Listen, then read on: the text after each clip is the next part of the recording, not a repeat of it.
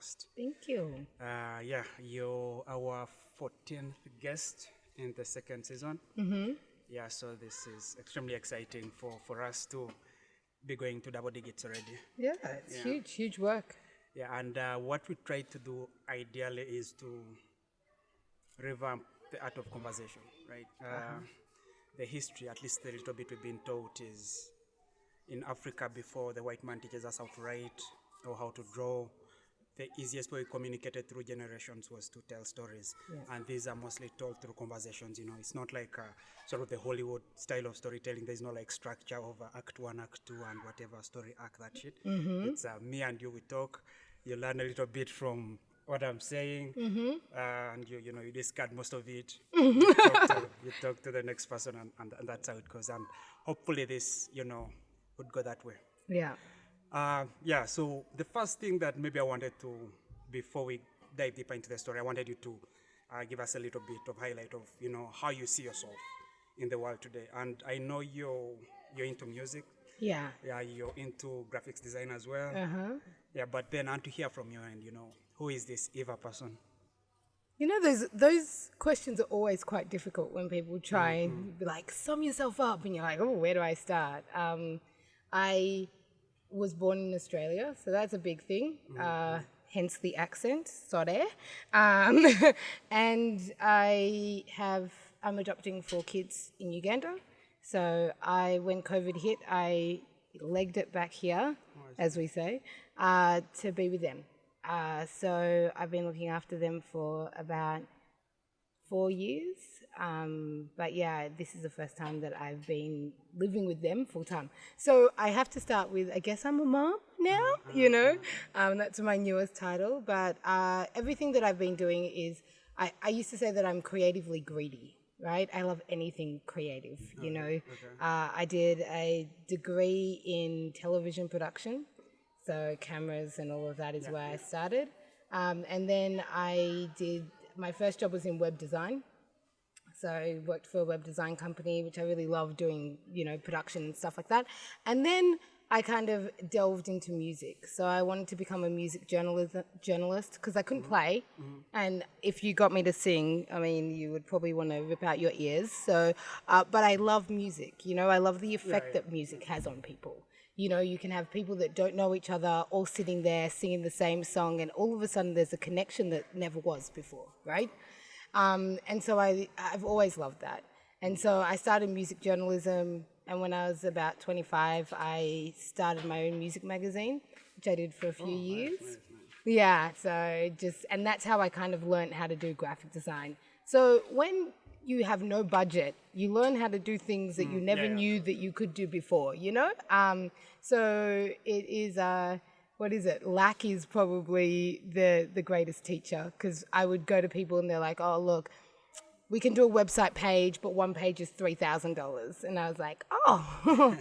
And then I'd look at my bank account balance, I'd be like, that's too many zeros for me, And so I started to teach myself how to do web design. So interesting fact, I did the website for the Ugandan High Commission in Australia for a few years.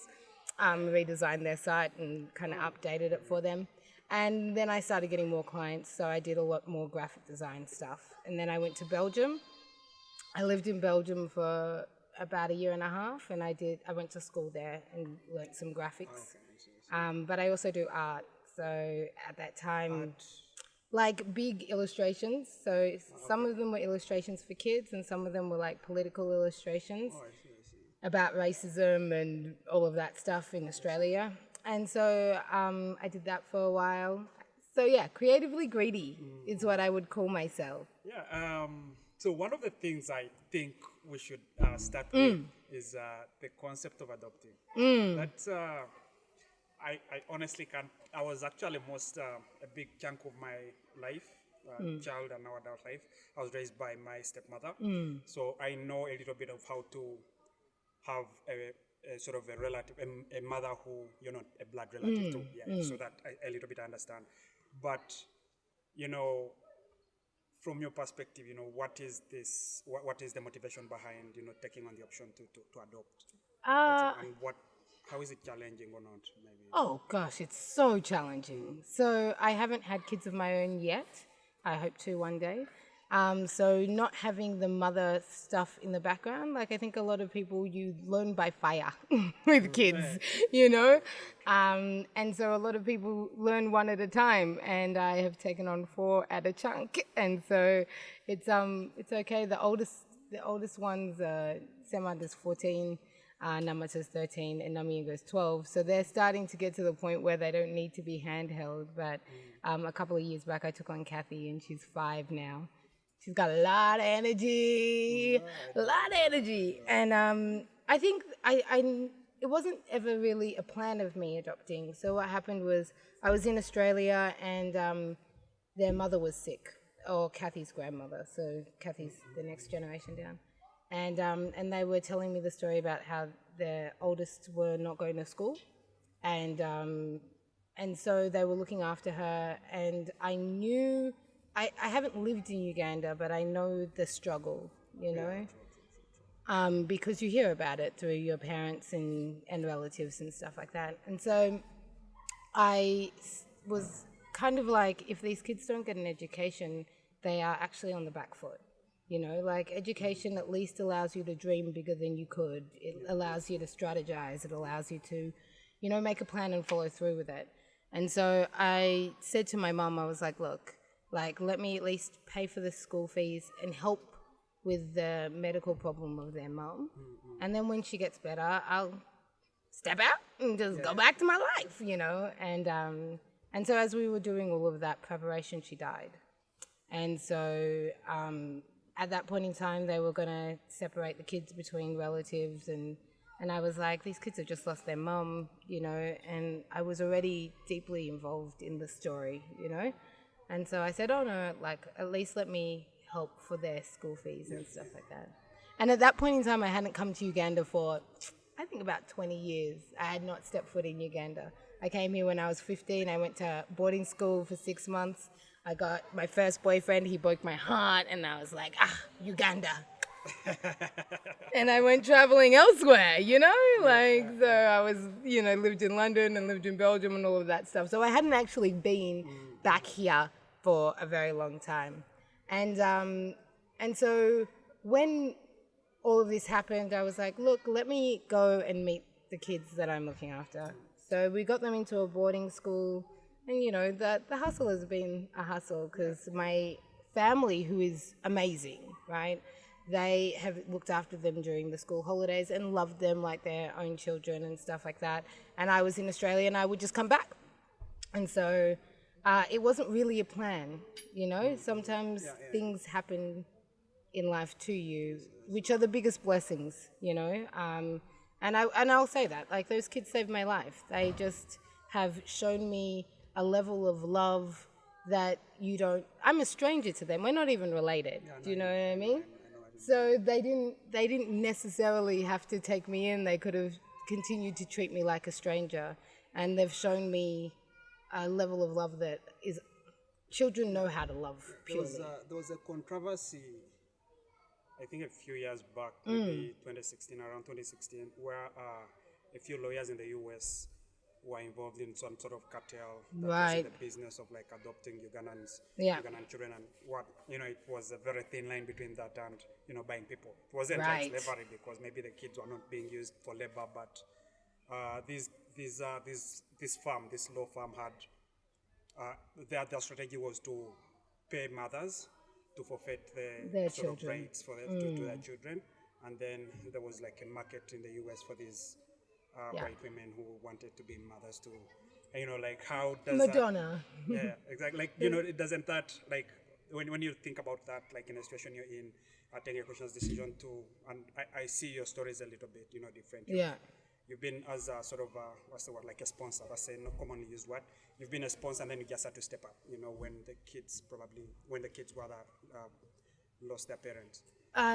So I didn't actually, I guess I was planning to come in as a sponsor, but I have been, because I've been coming back regularly, I have been the person that's provided emotional support as well for the children. But I would say Well, first of all, it makes it more difficult to adopt, which is great that the government really stepped up and said this can't happen to our children, and so they've made a lot of rules that are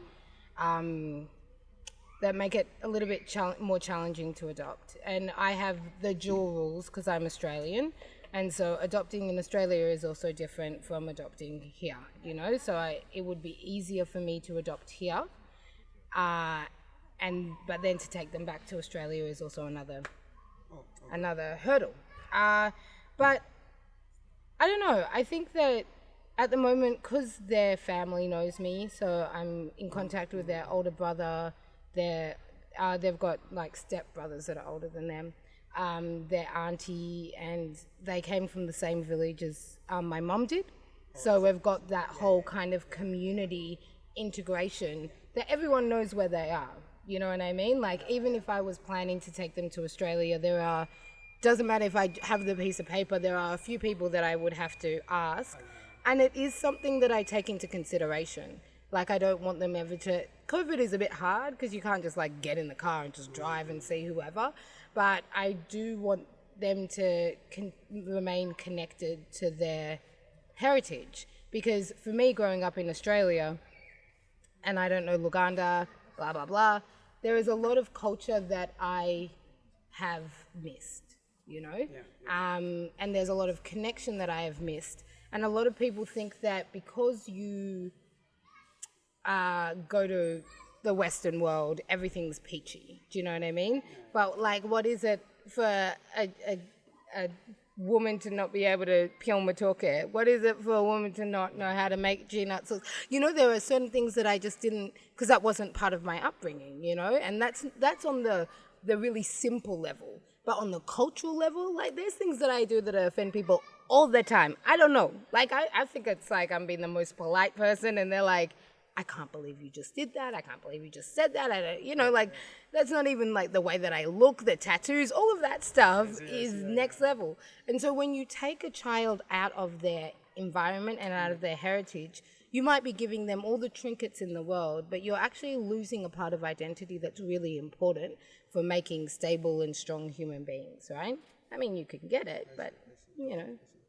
So, I don't know. The question was, what do I feel about adoption? I think that was the big question. You know, there's a controversy, and, you know, what is sort of your sentiment towards so I think... especially around, you know, like a foreigner adopting or sort of the market for it, because so that it's also sort of, what's the word, double-edged sword, right? These kids, you know, who, if it were up to them, even up at 18, you know, if it were up to them, if they were to reflect and they were asked, you know, would you rather stay with your poor parents in some village in Akasongola? Don't even know where that is, but exactly. Sounds or fun. Would you, you know, rather stay with Angelina Jolie in Hollywood, right? Most of the kids, they say, you know, we love our blood parents and whatnot, but we feel like the opportunity to actually be adopted is a realistic one, you know. So what is, like, what would be your sentiment, you know, for a poor parent? I know it sounds quite controversial, but... I think that I battle with that whole idea a lot. Because if you ask me, or if you ask my brother, or if you ask a lot of the first generation Africans in Australia, the identity crisis of being taken away from your homeland is huge. You know, like, it's not just the glamour, it's the racism, it's the, you don't have people who look like you don't have language, you don't have culture, you don't have... So you grow up apart, and once you have been out, you never quite fit back in. You get what I'm saying? So everyone will always call me, like, the amount of times I've heard Busama. Do you know what I mean? And for me, it's like, I get that. You know, I didn't come back to Uganda for a very long time, blah, blah, blah. But Uganda has been the focus of my life for, you know, the last 4 years, right? And so I don't come and dip in and dip out. Do you know what I mean? Like, I know the goss sometimes before you guys know the goss, because I'm always on there. So people think that rich and poor is the only entities that make up a good life. And it's not. Life is so much more complex than rich and poor, right? And so when you talk to a lot of the people who grew up in Australia, there's a lot of anger against the racism, but there's a lot of struggle when they come back and they don't fit in and they don't have friends. And even the people that know language don't know culture, you know? Right. Even the people that know language don't know, like, the jokes that everyone, you know what I mean? Yeah. Like, if you say Tulimu struggle, everyone's like, oh, I know that, you know? There's a pop culture that happens that is an everyday occurrence of being hooked into Uganda. And once you are removed from that, it's very difficult to just slot yourself back in, you know, you're an outsider. And so when you're thinking about adopting, well, for me, I think about it when I think about taking my kids overseas. I know that the older ones are in that age where they are building identity. Mm-hmm. You know, like once you're going through puberty, you're getting your first boyfriend, all of that stuff, right? And when you go to a place that says you're wrong, just by the way that you look, you battle that before you battle any of the other. You know, you're doing more struggle when you're trying to build up who you are and your confidence. You know, and so there are still, and I sound Australian, I think Australian, I know the game, I grew up there, but when I go to interviews, there's still that, what if, my braids, or my, last name, there is still that thing that you wouldn't have to have if you were going for a job here. Yeah, there are the struggles, but it's not that when you're qualified and you can still not get a job there because you're the wrong color. You get what I mean? Yes. And they'll put it down to cultural fit, they'll put it down to whatever, but I have seen people who are overqualified not getting jobs. You get what I mean? How do you rate it to, say, Europe and the Americas, in terms of the racism? So I know America right now, sort of race is one of the biggest conversations, it's one of the biggest talked about, it's one of the most talked about things in the US. In Europe, there's sort of that pretense, that everyone is colorblind. Yeah. How is Australia? I'm not... Australia can be pretty racist. It's not racist in the way that America is. Sometimes it tries, but, everyone wants to be the States. But it is... There is something that, a lot of people talk about, which is microaggressions, right? Mm-hmm. Yeah, true. And that can be one of the most tiring forms of racism, and it's probably the biggest form of racism in Australia. It's like, can I touch your hair? What is color of your skin? Where are you from? You're not from... the acceptance that you are different and you're not from there straight away is challenging. So for me, growing up there, I, for a very long time, used to call Australia my home. I still do sometimes, you know what I mean? So when someone goes, where are you from? And you're like, I'm from here. They're like, no, you're not, blah, blah, blah, blah, blah. And then you have to have a whole conversation. But you get that 20 times a day. It wears you out, That's actually a good point. So a big chunk of my career, I worked in the UN. And again, it's quite diverse, right? In terms of nationalities of people who come, and also the race. So you find people from India, people from the other Asias, you find Arabs, you find Europeans, and you find people from America, all races, and the Americans, but within all races and stuff like that. Yeah.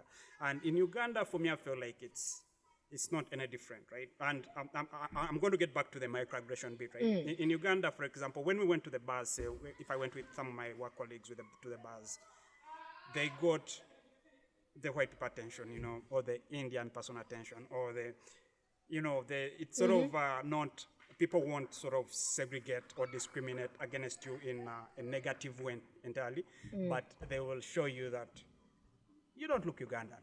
Right? Yeah, and that's the thing. But the thing that I noticed, the difference again from the conversations I've had with, say, people who compare the same behavior from the US or from Europe or from Australia, for example, the white people who come here and they're called Muzungu, some of them take it as a sort of thing of pride. you know. Yeah. And of course, there's a little bit of history of, you know, white supremacy and stuff like that, so we can't ignore any of that. But even, I've seen even the Africans, no, how do we call them? The black people from America, you know. If, you know, if you call them Musama, something like that, they still would feel like this is not an insult per se, more of a, what's the opposite of insult? More of that, right? Yeah, compliment. Yeah, compliment, exactly, yeah. And why then is it that, you know, from your perspective, why is it that when black people, yeah, or like say people of other colors are in a predominantly white population, why do they feel like being identified by, you know, sort of their race and their African heritage and culture is insulting to them? I mean, and I'm not trying to put you on the spot or anything, but I'm wondering if this is something you've been something. I mean, well, first of all, most of the places that are majority white places are not majority, they're not owned by white people. They've been invaded. Yeah, true. You know what I mean? So it comes with a level of colonization. And the reason why and I find this a hassle, because when I'm here, is like a lot of people are like, oh, you know, let's go to this place. There's a lot of white people hanging out. And I'm like, I don't want to go. And they're like, but why? And I was like, well, because I don't like kissing ass to another race in my own country. Do you know what I mean? Like, I've spent a lifetime having to kiss ass in a different, like, and it's like, well, you guys are the majority population, so you guys hold the purse strings, so I have to, but I don't have to do it in Uganda. Do you know what I mean? The truth is, the reason why they don't feel offended is they're still treated like kings here. Yeah, that's right? I agree. Dead straight. And so if you are like looking at someone because they're different and you're upholding them, if I was upheld when they looked at me, I may not be offended. But you know, you have things like especially in the States, you've got the history of slavery. You know what I mean? And then after slavery, they're like, okay, let's abolish that because we want to win a war. That's another history that's not even mine. And then they're like, and then they ghettoize them. Yeah? And then there's systematic racism where the glass ceiling for a white woman is a lot higher than the glass ceiling for me. You know what I mean? Like, I have to get out of the system in order to work my way up because I'm not going to get the same opportunities unless they try and do diversity. You're the one that made it. But there's only space for one. You know what I mean? And so in terms of like someone getting offended for asking me where you're from, I see them as, if we see each other as equals, I never ask them where they're from. I don't really care if they come from part German, part Norway, part... It's not of interest to me. You know what I mean? But what you are doing when you are saying where you're from, and if I respond Australia, right, what you're saying is you can't be like me. When you continue to ask the questions of, no, you're not really from here, what you're saying is you and me are not alike. We're not equal. So I can't put you in the box that has my identity on it. I have to place you somewhere else. Right? And so when you are consistently placed somewhere else, even though this is the only place you know. No, I feel for you. Do you know what I mean? I totally and then feel it's for like, well, you invaded. Yeah. Like, you came here just as, you know what I mean? This is not your land. So you don't get to categorize. And how does that feel, though, you know, when you have to come back home? Because I imagine, you know, living in Uganda can't be, I mean, it's probably easier. I don't know. But it also should have its own challenges, you know, especially with the accent. You know, if you say hi to me, the first thing that's coming to my mind, where's you're from? Yeah, that's right? And you know that there is, like, if a person on the street insults you and your brother insults you, the insult hurts less. You get what I'm saying? Yeah, true. You know, like, because you're like, you're my... And at the end of the day, people can't displace me. My grandfather's buried over there. My grandmother's buried over there. Like, this is my land. This is where my blood is from. So even if they want to be like, oh, you're the son of... I'm like, yeah, well, say what you want. Yeah. But my name and my history is written all the way through this soul. Sure. So even if they want to displace me, there's not so far that they can displace me from here. Do you know what I mean? I see. And so, yeah, there's challenges. There's cultural challenges. There's challenges of like what people think my life is like compared to what my life is really like. And they're not really wanting to maybe get to know me or be friends with me because I'm an outsider. Yeah.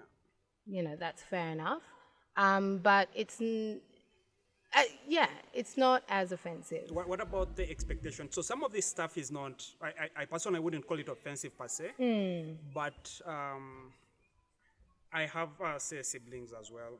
One of my elder sister did school in India. And I have another sister who lives in the UK. Yeah, and when I'm having a conversation, say, with my other relatives, right? They have this expectation that since she's in United Kingdom, right? She should be able to send money, right? Yeah, you know, she would tell me, you know what, I have this problem, or blah blah blah blah blah. My cow got sick. Can you tell your sister to, you know?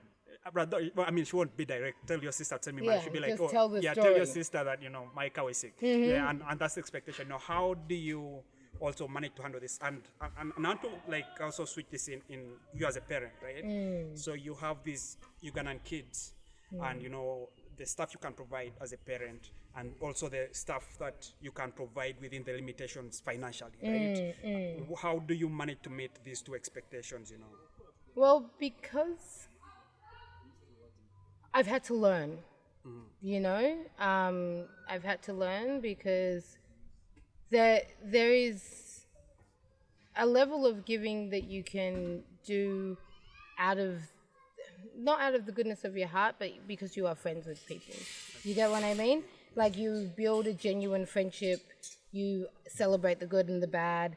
If a friend of mine comes to me and says, I need help, it's a different story than for someone who comes to me and asks me for money and then disappears. And then, you know, like if I start hearing all about your problems and not about your happiness, then I kind of know that the balance is skewed and I'm not really part of your life. I'm just your money bearer, right? Exactly, yeah, but I think that people stepped off a little bit when I started looking after the kids and because I got so involved in their life. So I used to get, and it's difficult because I came back when I started looking after the kids. So that's when all the people were like, oh, she's around. Oh, we know her now. Oh, you know, I had Facebook invites from a lot of people after my first visit. But because when people are like, oh, school fees are coming up, I'm like, yeah, I also have school fees. And because I can give that answer, they kind of back off because they're like, well, how can I get her to pay my kids' school fees when she's got 4 kids' school fees as well? Yeah. And so the more that you are in Uganda, and it's interesting now because I guess people still think that, like, you know, I'm just setting up here and finding contracts and all of that stuff. So the money tree has kind of run out, you know, and I realize that now because when I was there, I was making like good cash, right? And so so it's been a challenge for some people, and friendships have been lost or I would imagine, whatever, and some friendships have just had to readjust to the situation, and you find out who your real people are. The interesting thing, I guess, the difference between me and a lot of my friends who are visitors or maybe more their busamas or whatever, is that their attachment to Uganda or their engagement in Uganda is minimal, so they only get the requests. Do you know what I mean? Whereas, like, I've tried and still tried to build friendships because I have a life here, you know? And therefore, I can take time and get to know people. And learning how to say no and not feeling guilty. The no bit wasn't hard. The guilt was hard. You know, when someone's asking you for $20 and you know that you've got $20 on your account, but you also know that you need to eat that day, but you know that they don't understand that you've only got $20, and that, you know, like, and the guilt of that has taken a while to shift. But, you know, I just pray about it, because a lot of the time when you give with the wrong heart, it's not the best either, you know. That reminds me. So most people don't like Kanye West, but I do. I like his music. I don't know the person, obviously, so probably I don't like that he's a bade to Museveni, but that's another conversation. Yeah, and he has this song, Saint Pablo, you know, where he's sort of, you know, when I listen to it personally, I feel like he's pouring his heart out a little bit. And this is sort of the common rant about, you know, being rich or being successful and how you relate. And yeah, there's that one line where, you know, friends know that he's in debt, but they still borrow money from, you know, him and things like that. And you know, like, I feel like that is sort of very similar to the situation you'd be in, you know. People sort of have you as this option where they can ask for money, and they know that they can play with the guilt of she's a Musama, you know, and you know, like, there's also the thing of your own pride, and most people sometimes tend to deny this, but if you've had a chance, if you had opportunities that, say, your siblings haven't had, right, you don't want to show them that these were wasted, right? In a way, how do I put it? So if oh, no, I don't care about that. Oh, okay. Okay, yeah, but most of the other people I've seen, by the way, is different. So if, for example, you know, they've had, if I'll use one of my sisters again, you know, she has had the opportunity to live in the UK, but she has moved to the UK, so that's where she lives now. But when she's back in Uganda, I think it's a social thing, you know. She's humble, right? But she still doesn't want, even if she had her problems, if someone genuinely came to her and said, you know, give me 100, and the implication is because you're from, you know, give me 100,000. The implication is, you know, because you live in the UK, you should have 100,000. Most of the times, instead of going into the deep conversation of, you know, the hustle in the UK is also actually real hustle, she'd feel like it's better to even borrow that money from someone else who understands already, so she can get rid of that conversation at once. And it's, for me, I've seen it as sort of like a genuine defense mechanism that makes sense, because sometimes if I'm going to now narrate to you the sort of, you know, I know you wish you had my opportunities, and you think you'd have sort of been in a position to, you think because of my opportunities I'm sort of superior. I am not. I'm just like, you have my own hustles. These opportunities come with their own hustles. But I know this is going to be a longer conversation. You probably won't understand. I know the person you are. I just feel like, you know, there's a compromise. Either I cut you off as a friend, I'd be like, no, I don't have the money, so, you know, that messes up the friendship. Or if it's like blood relatives and there's a lot of that complexity tied with it, you borrow the money and give them and be like, yo, this is sort of the last money I'm giving you, or something like that. So they still think. Yeah. I don't know. I think that there is a lie that people portray when they come back to Uganda, which is dangerous, which is life overseas is peachy. You know what I mean? I think that there's no shame to have struggles. Everyone has struggles. If I didn't have struggles, I would be flying here all the time. I would be buying this. You know what I mean? Everyone has struggles, right? And so for me, creating a narrative where you will go to the other side of the world and it will be okay is not right, you know? And I find a lot of people who, like a few friends of mine who are in, like, Australia, they save up all their money to come here and splash big so that they can go back and, like, man, like, that's not even living life, do you know what I mean? Like, that's a fallacy. It's difficult there. Like, just like someone's going, okay, well, I earn maybe a quarter of what you earn. It's like, yeah, but my rent is 4 times what you pay. Yeah, true. My food is 10 times what you pay. That's a very good point. My bills, like, you wouldn't even, you know, like, so when you're talking to people and saying, you know, I pay $1 million a week in rent, and they can't even fathom that, they kind of go, well, she's got $1 million, like, so she must be. And it's like, yeah, but the maths don't add up, you know? And so I've actually gotten to a point where I'm like, I will keep saying it. And if I need to say no because I can't, I will say no, you know? Yeah. So, I mean, I think one of the they are I mean, one of the reasons you're in the position where you can say no, I think, is if you, even prior, even prior, so longer in your life, you've cultivated honest relationships with people, right? And this, this is a good thing you read in a book, right? I've read, maybe you've read in a self-help book, be very honest, be sort of very straightforward with other people. But in real life, there are some people who you prefer to give a different impression, yeah? And this is what I've seen, and I don't know, maybe it's a different story for you, yeah? So you could be honest, say, with your spouse, right? Or with a couple of your real close friends. But there are some people who you want, who you don't, some people, some honesty comes with pity, and some honesty comes with that pedestal, right? So if you show some people that you're as rich as you are, they may put you on a pedestal that you don't want to stand at, right? But if you show some people that you're not actually as rich as you are, in a sense, then they start to pity you. They start to look at you with that kind of unnecessary sympathy, right? And that is also something worth avoiding, especially if you're not investing in the friendship itself, right? You don't say these are your aunties. And again, in Africa, in Uganda especially, it's a bit complex because you have all these people in your life who they kind of have that entitlement to be in your life because, they're part of your extended family. They're brother to some, cousin to some, Oh, yeah, no, I don't. I'm kind of bad. I went through a stage where I was bad like that, where I could block people that I'm related to. Only because they don't know. Okay, my mom, I think she's one of 20. My dad is one of 19, right? So in our WhatsApp family grandkids group, there was like 75 of us. Do you know what I mean? That's a lot of people that don't know me, never met me, but feel like they're entitled. And so when you don't have a genuine friendship with someone, okay. do you know what I mean? And giving comes from it really comes from a place of love. Yeah. It's like that whole idea of God so loved the world that He gave. Yeah.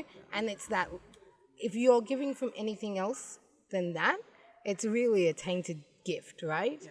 And so when I sit there and I'm like, oh, I don't want to give it, and I've done it. I've done it before. It just it ruins things. And for me, it's like. Cleansing.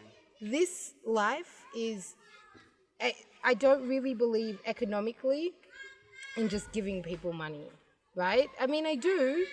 Like sometimes it has to, especially during COVID time, it's had to happen.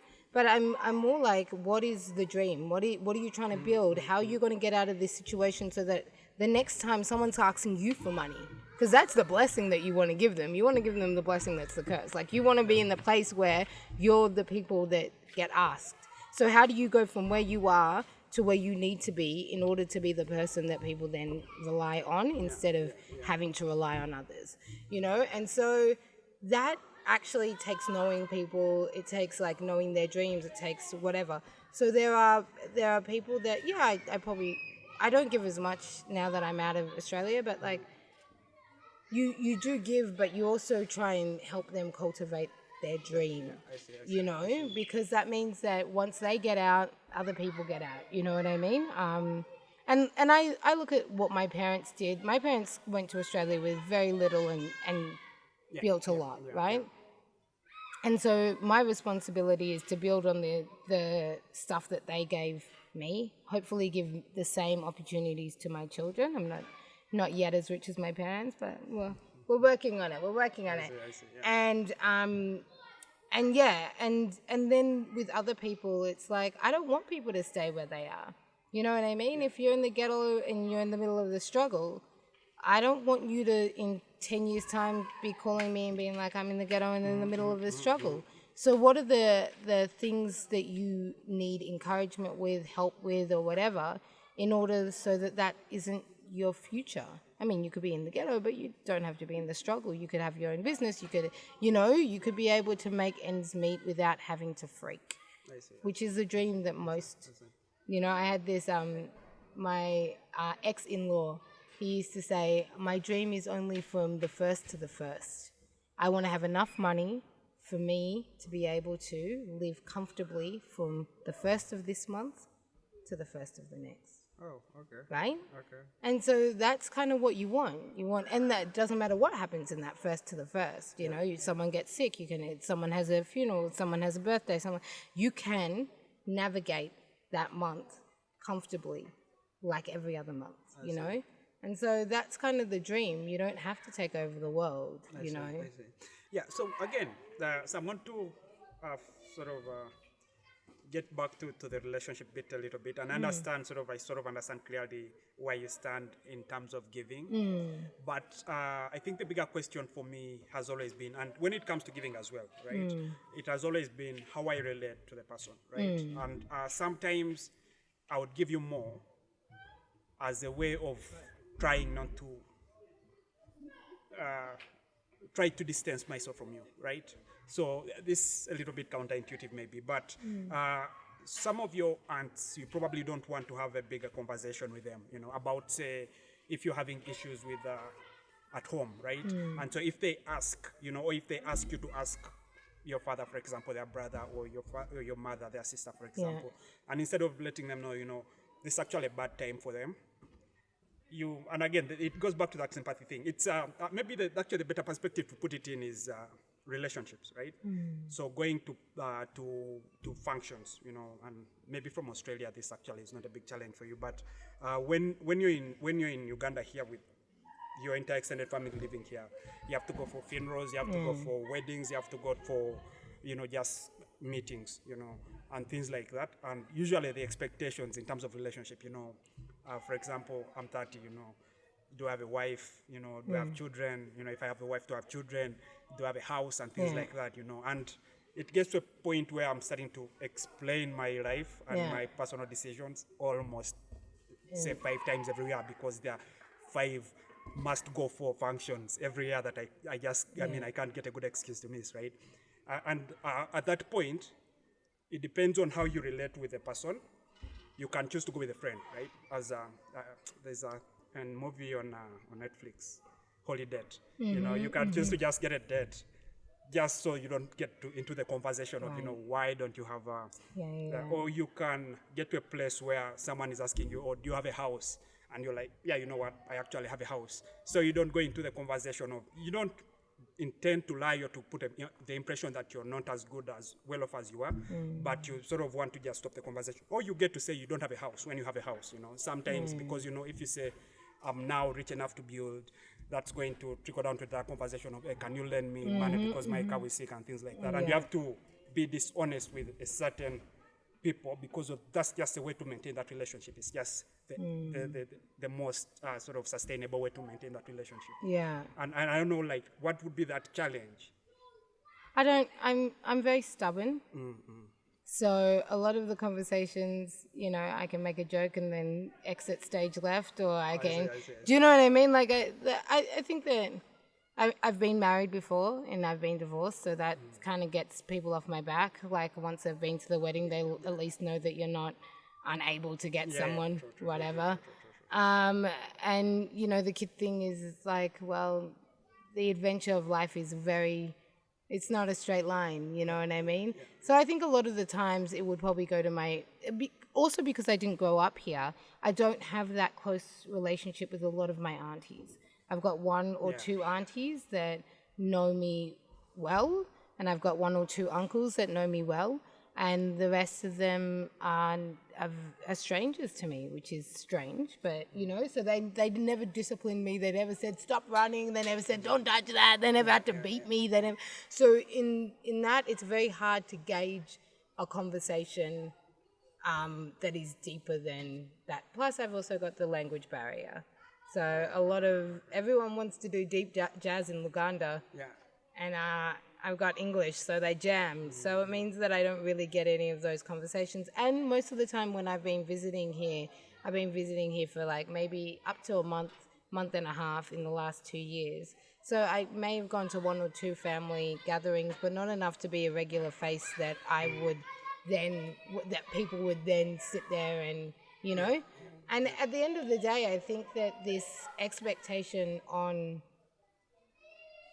people to be at a certain place is only when you're running the game or running the race on the same speed as everyone on ground. You know what I mean? I have lived overseas and I've done a lot of different things, and, you know, like I had an uncle that came up to me once, he's a bit drunk, and he was like, you're not serious about having kids. All you care about is business. And I just looked at him and I was like, you actually don't know me, in all due respect. Yeah. You know what I mean? And I will do it when you know what I mean? Like, because everyone, especially when you get to my age, is like, just have a kid with anyone. And I'm like, oh, well, I could not, you know? I could, wait for, you know. So I'm not afraid of, because, like, I've worked hard to get where I am, and I don't disrespect my elders. That's just disgusting. But there are ways of saying, well, conversation is now over. Let's talk about something else, you know? I see. Oh, yeah, so let's move on to the less heavy stuff now. The less heavy stuff, okay. Good. Okay, yeah, so let me breathe. Your passion for music, right? So and I still feel, I'm going to use the word DJ, but feel free to fill in the right title for that job. You know, what you do, it's also a part of the passion, and sometimes I think you get paid for it. Do you? so this is what you do, you know, curate music and play Ugandan music in Australia. Or is it just strictly Ugandan music? What do you play? No. So I as I said, I had a music magazine. I've always been in the music industry. So I've done heaps of things, you know, worked in festivals and media and stuff like that. And when I was doing my art shows, so I did a few art shows in Australia, someone invited me to do a interview on one of the biggest radio stations in Australia. And I got there and I was just talking. I was like, oh my God, people get paid to do this. And then they invited me back about 3 extra times, and I was like, every time I came, there was this elation. There's something that happens when you do something that you love, right? Your whole body just kind of goes, right? And I was like, I've got to have that feeling on a regular basis. I just do, right? And so I got in contact with the producer that had invited me onto the show, and I was like, look, I like this. I want to do this regularly. How can I, you know, get it started? And she got me in contact with a community radio station. They gave me some training, and I started my show. So the show that I started was, so with community radio, there's a lot more freedom because the people pay for the radio, right? You get subscribers. How does that work? Can you, because I don't think we have something similar here. Right, so you get subscribers instead of getting advertising. And so pretty much you have more freedom. Like in the commercial radio station, businesses pay for advertising. So you need to play really popular songs for that demographic that you're trying to hit in order to make sure that they're on there. Whereas community radio, because it's paid for the people, they're actually paying to hear different voices and different points of view and different stuff, right? So they gave me a show and they said, you can do whatever you want. And I was like, oh, okay. But because I'm a massive minority, well, we are, black people are a massive minority in Australia, I really wanted to give a voice to that, right? So my first show was called Parkness, and I started it, and I just play black. Like, if you're not a person of color, then you don't get played on my show, right? And I did that for a while, and I started listening to a little bit of Ugandan music, so I drop in a tune or two, but I didn't really have the ear for it, you know? There's some things that you only understand in context once you've been to Uganda. Yeah. So I remember I came here to meet the kids, and then I was going to move to Belgium. And when I met the kids, I was like, oh, I better actually go back and actually work and make a future for them. But while I was here, I was able to go out. I freaking love going out. Like, I don't drink, but I love nightclubs and dancing, and I love people just being jolly in the same space. It's fun, right? And so I would go out, and there was this guy who's now moved to Rwanda. His name's William, and he was our driver. And so he'd take me out to places and and I met some of my old friends. And I finally could understand and hear what I loved in different Ugandan tracks. So the first track that I loved was not Skonto, by Fikfumeka, Kachuma. right? So I heard that in a taxi. I was like, oh, I get this. And then I saw the kids dancing to it. And I was like, oh, I get this, you know? Like, and from there, like, there was Lydia Jasmine and you and me. Lydia Jasmine and I want to say Daddy Andre, but it wasn't. It was... I don't think... Anyway, it was a big song like about 4 years ago. So I freaking loved that. And so all of a sudden I started delving into this Ugandan music. Do you know what I mean? And I started integrating it more into like what I loved in the, like my radio show. But I had actually given up my radio show because I thought I was going to live in Belgium. So I came back and I was like, oh, I don't have a show. But they found a place for me, which is amazing. So I do community radio on a radio station called Triple R, which is the biggest community radio station in Australia. So they found me a show, and then I started doing more and more Ugandan music. And then something weird happened in lockdown where people here started knowing that I was doing it over there. So got in contact with like the likes of Waiki Bender and APAS and all of them, and they've really supported the grind because like it's weird to have an Australian show that plays Ugandan music because like not very many people know Uganda or, you know, whatever, but they love it, you know, and it shows me that music it's a different beast because yes, you have the words, but the words are not the main driving part and it's not the part that really connects people. So there was a song that I played by Mugabe, is an artist here, and this chick in Australia loves it. And I got connected with him through a friend of mine. And he was like, I've got like 1,000 plays in Australia. What the hell is happening? And it's like, so the word got out. But like, for me, yeah, music is everything. You know, it makes me happy. If you put on the right song at the right time, you can change my mood like 360. And my kids know, like at the moment, the song that makes me go crazy is Chigwalero. Yeah. That's the DJs. That song can come on and it doesn't matter if I'm mid-yelling. I'll have to stop, you know what I mean? And so they know that if they want the war to end, there's a song that they can go to. That's simple with my parents. Yeah, you just didn't know the song.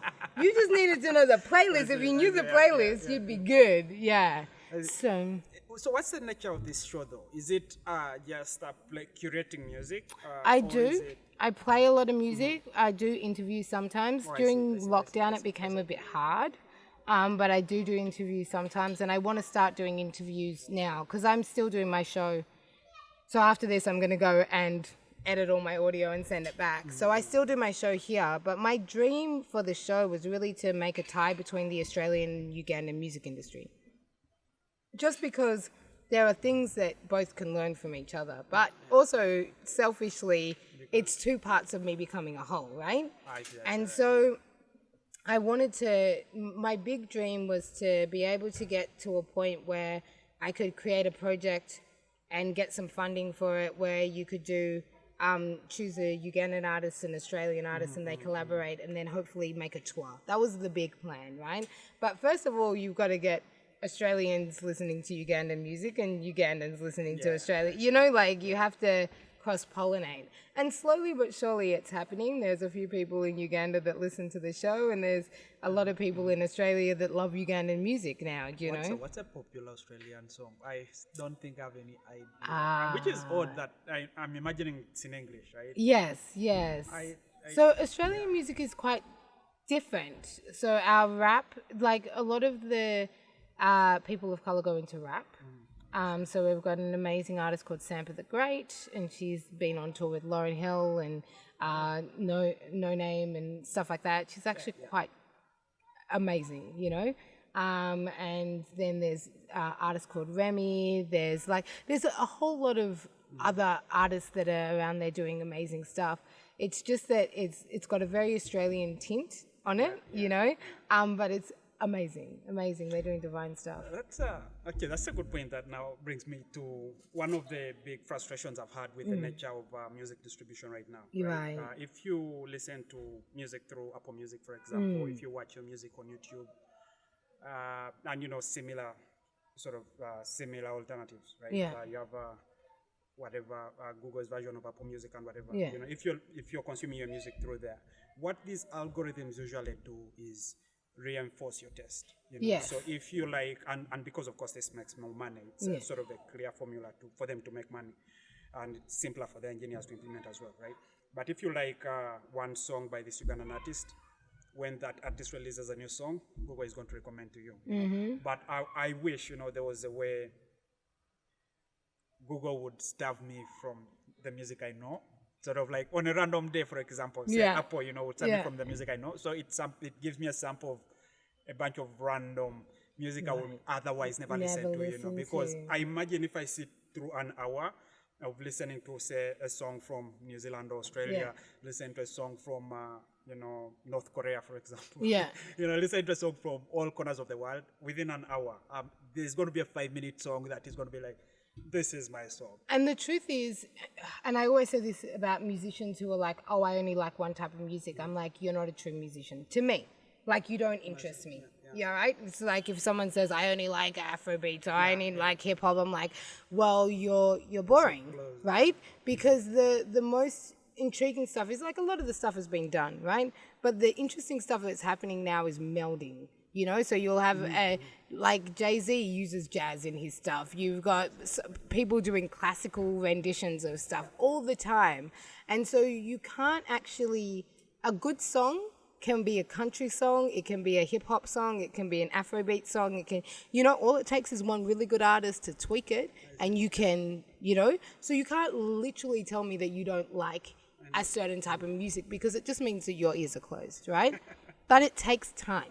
You know what I mean? Like, it took me a long time. I was against auto-tune, right? Now, I don't know, Africa and auto-tune, they're like in a really long-term love affair because auto-tune is on everything, right? So when you're asking me to listen to stuff and I've become a purist and I only listen to guitar music because I was only listening to white guys, skinny leg jeans, look like they hadn't bathed playing guitar, right? Now you're telling me that I have to start liking songs with auto-tune? Like, my ears jammed for a while, right? But you take time, you find that one song, that song leads you to another song, you hang out with people that like that music, and you see their faces light up, and then you remember, and music then defines moments in life. Do you know what I mean? So you're sitting, right?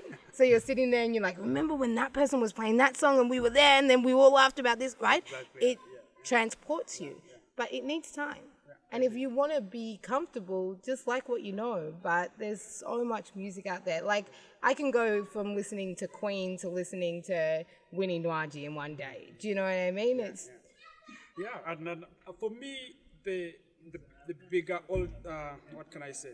Sort of what helped me away from, again, when I was in secondary school, that's when like I started to pay attention to music, you know, for music's sake. When I was at home, I used to listen to CBS because my dad had the radio stuck on CBS, right? So only the music that gets played on CBS is the music I listen to. Yeah. Then I go to boarding school in secondary school, and, you know, you meet all these kids, you're now about, 12, 13, and, you know, they have stories behind why they like the music they like, and 50 Cent is coming up. So I start to listen to Eminem's music. And, I get. It was good. And I get hooked. And, you know, I also, I think for those 4 years in O level, I was close to hip hop. You know, if you're not playing hip hop, you're not playing well enough music. Right. Then somewhere in there, Sean Paul started making music. Right. And that blew your mind. So I was like, maybe I'll make an exception for some dance song. And right now it's the same thing. Is when I look at, say, my Apple Music playlist, and I feel like, you know, I can zero down the genres. You know, I know this is this type. I'm like, there's something I'm missing. Usually the best place to look is awards. So I mean, awards are quite white if you like do Grammys and most of those other music awards.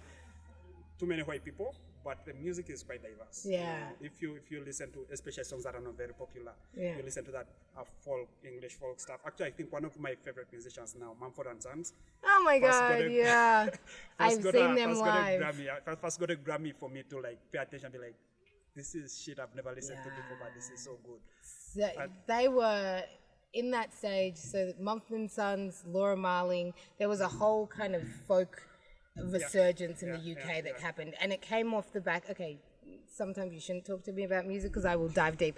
It came off the back of all these indie bands. So there was like these indie bands doing just guitar kind of rock music, and then this folk thing happened, and it was huge. Do you know what I mean? And I remember listening to folk for like a good few years after that. Exactly, you know, they're really good, and they're amazing live. Amazing. I would imagine most of their music still feels like it's not as well as you'd listen to it live. You know? That's and I think if you actually watch most of their videos, one of my favorites still. I'll wait. Yeah. You know, I will wait. It's it gives you that feeling like if I was in this concert, I would totally have and fun. People go nuts. I would imagine. Absolutely nuts. And I'm thinking, you know, don't you think that's what's missing in Uganda, having some sort of a quality art thing? No, not like quality music, like quality art recognition, right? Like we would have and I've been to a couple of festivals in Uganda. I've been to a couple of awards as well, but it's sort of reinforcing again popular music. Sort of what they do at award, they have like very straightforward formulas. This guy made this much money, got this many plays, that's why he deserves the award. Right? We are sort of echoing back what the Ugandans are listening to, what the Ugandans appreciate. But what if there were those awards where we have like expert musicians, you know, doing separate ballots and choosing, you know, I like this guy's music because it's well done music. I don't think that the problem is awards. You know, like recognition will come in time, but to tell you the truth, some of the people that win Grammys use them as like doorstops because they're heavy. You know what I mean? It doesn't make them. You might be able to charge a little bit more, but it doesn't really make them anything more, and it doesn't drive them to make more quality music. Do you know what I mean? Most of the time, the most quality music people make is when they're in the struggle, because they're poor and they're doing it for the love of it. They're not doing it for the paycheck, right? But the thing that I think would encourage musicians to have more, I don't want to say more quality, but like be able to diversify, is if they had time. So what you will see is that the dance hall scene came in, I don't know, in Uganda whenever, and it hasn't really changed, right? That doesn't mean that there's not Ugandan musicians that are doing different stuff, but because everyone is struggling to keep on top of what is popular never really changes, because you don't have major artists like taking, except for like, I would say someone like A-Pass, where you can look at his music and go, wow, that guy has really made a transition from this album to that album to this album to, you know, like but he takes time, you know? Whereas there's a lot of musicians who, especially who are upcoming, who just put out song after song after song, because songs mean that you get gigs, gigs means that you get money, money means that you can eat, right? And because of that pressure of consistently putting out, there is no gap to reflect on your craft. Yeah, but also, and I see what you mean, totally, I agree, right? But again, this goes into the incentive structure, you know, if we have to go into like a deep conversation about capitalism and why it works and stuff like that. You know, the incentive structure is right now, it's better to do what Lil Wayne does, right? To go out and vomit, you know, song after song after song after song. And these songs are so shallow and so similar, but then they give a diverse people something to listen to, right? You target the lonely girl at home, you target the party girl in the bar, you target the working girl, you target the guy breaking up with a girlfriend, the guy trying to get a relationship, you know, within 2 albums. Almost all subcategories of human beings on earth, you've managed to, you know, target each one at least individually. So your music, first of all, you're a popular brand already, but when people give you the first attention, you have one song at least for them, right? So that's the approach. But then the music is shallow, so it gets irrelevant. So it doesn't have like those sort of, it doesn't have the classic art themes, you know, that would make work live forever. You know, the Shakespearean stuff where you listen to it and, I mean, you watch the Shakespeare play today and you watch it 20 years from now and it still speaks to you about like that. Yeah, because it's deep and layered. Exactly, yeah. So you don't have the time to do that, but because there is no incentive. But awards are not incentive. Money is incentive.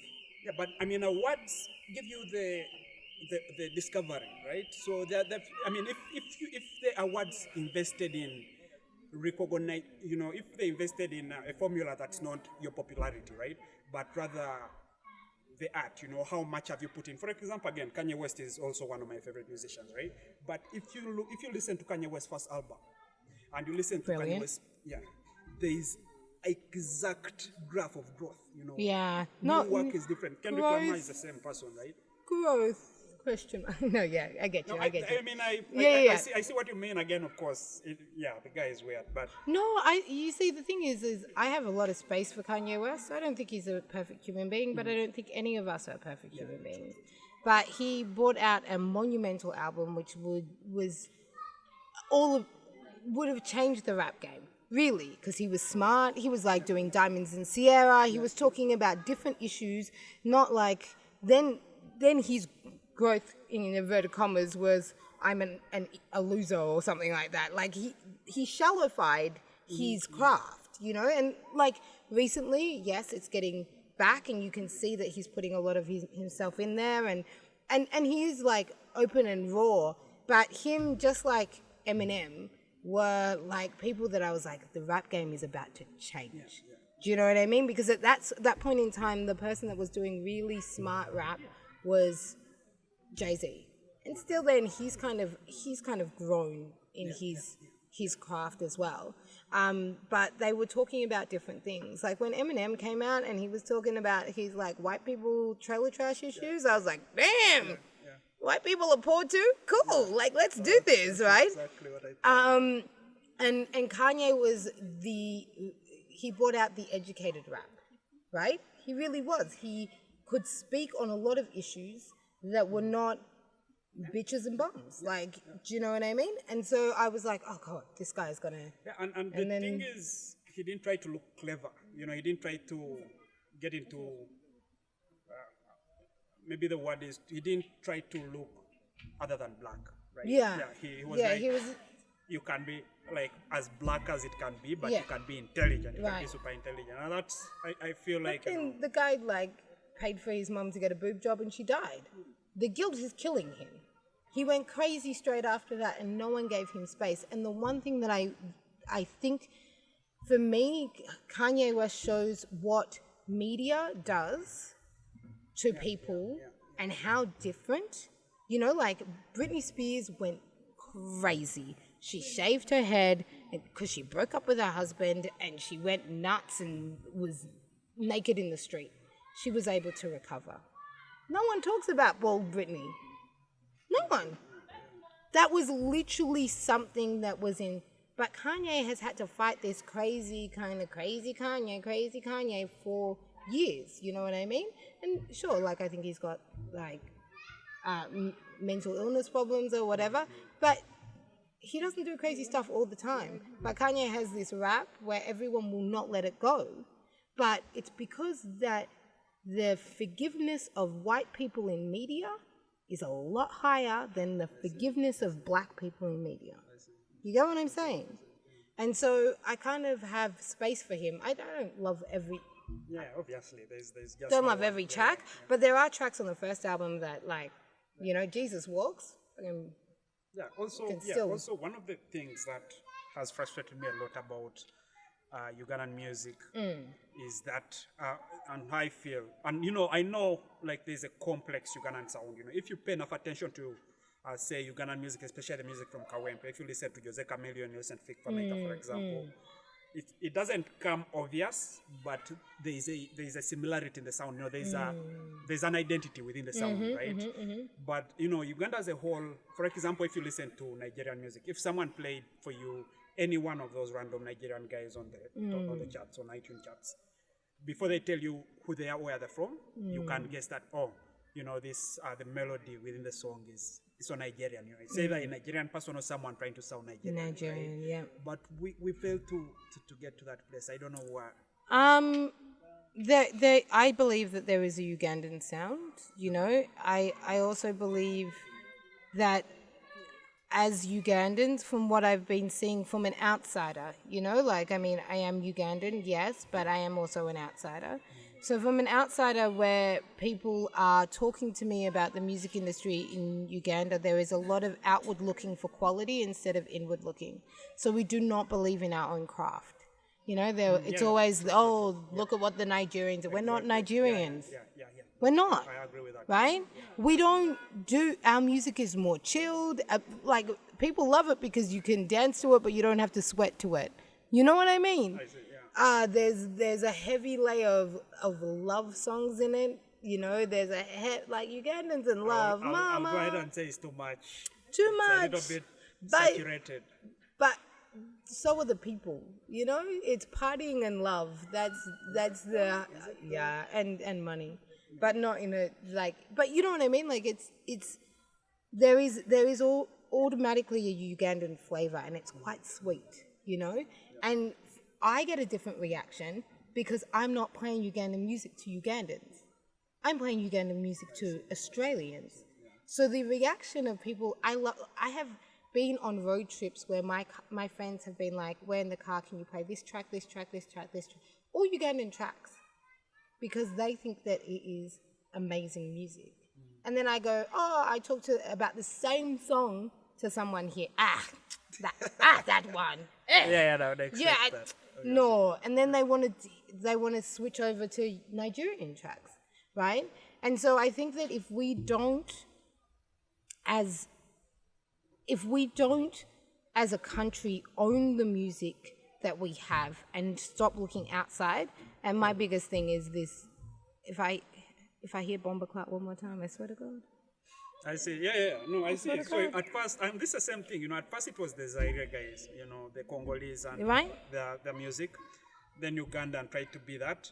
Then it came to the Jamaicans. Ugandans tried to be that. Now we see Nigerians, and maybe right now we have a little bit of pride, so we won't try to be exactly Nigerians. But there's also that sort of copycat thing that's coming. It is, but the thing is that in between all of the dots, there is a sound that is uniquely Ugandan that is actually quite beautiful, right? Obviously.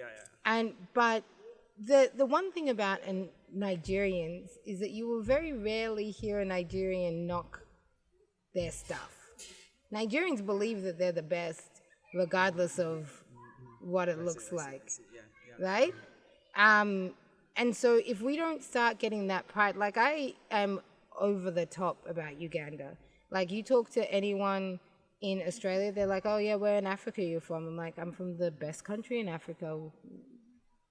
And I expect them to know because it's Uganda, right? Like, the arrogance has to be above and beyond. And I swear to God, the quality will come up. I see. But when someone puts out a beautiful track and we go, but Burna Boy. And some of those tracks, some of the Ugandan tracks next to a Burna Boy track, Ugandan tracks win every time. Yeah. You get what I mean? I see what you mean, totally, yeah. But because we're not looking to that, you know, we're diminishing what we've got, which means that there was probably amazing musicians who would do kind of weird and wonderful things that are like, there's no money or respect in music, you know, or the fact that we try and kind of make all the women I've got to Rachel Ray is probably one of the best female rappers in Uganda. One of the best. Okay. Right? She used to have an international look that could sell her pretty much anywhere. And I will rate that. That song that she did with Mung G, that's probably like rated. Yeah? Any track that she's on, she lifts. Literally. Any track. You're like, as soon as she's on, it's just like everything, right? But I saw that in order for her to be famous, she had to change to be sexy. Because there was no room for a female who was different. Yeah. No, that's such a big conversation, but I agree with you. You know? There is that pressure. You know? And I've sat there while she has been in interviews where people are talking to her about who she's having sex with, rather than the track that she's put out. Do you know what I mean? Like, and she's like obviously not wanting to talk about that. Why should she talk about having a crush on her when she's been in studio for hours and hours and on a, you know, like it's so the respect even for women in the music industry here, like needs to, the way that people go at Winnie Nwaji and she bites back and everyone's like, she's so rude. It's like, no, you abuse her and then she bites back, you know? Like, and so there is this thing of like, hey, these are the people that make your night. If there was no Ugandan music, you wouldn't, right? Yeah. You wouldn't go out, you know? Like, you can go to a place and they'll play Nigerian music for like an hour, but a Ugandan track will come on and everyone will jump up, you know? Because this is us. This is our identity. But the respect or the love for this is... Yeah, no, I see what you mean. So one of the other things, actually, and maybe this would link in as one of the causes for that respect lacking, but the independence of the artist, right? So, for example, right now, they cancelled they didn't cancel, they postponed the Mama 2021 Did award. they? Yeah. How did I not know this? How did I not know this? And the reason they did this is because, so the Mamas were partly sponsored by the Ministry of Tourism. Right. And before the awards, so the awards was supposed to happen on the 20th. 20th, yeah. And before the awards, on Twitter, the ministry and MTV and, you know, a bunch of those other artists, including DJ Khaled, were moving the Visit Uganda hashtag, you know, I think as part of the sponsorship deal, right? But this hashtag was hijacked by People Power supporters because, you know, MTV couldn't acknowledge that there was a lot of violence in the elections, right? Right. Yeah, and you know, this went on back and forth. A lot of international activists became part, and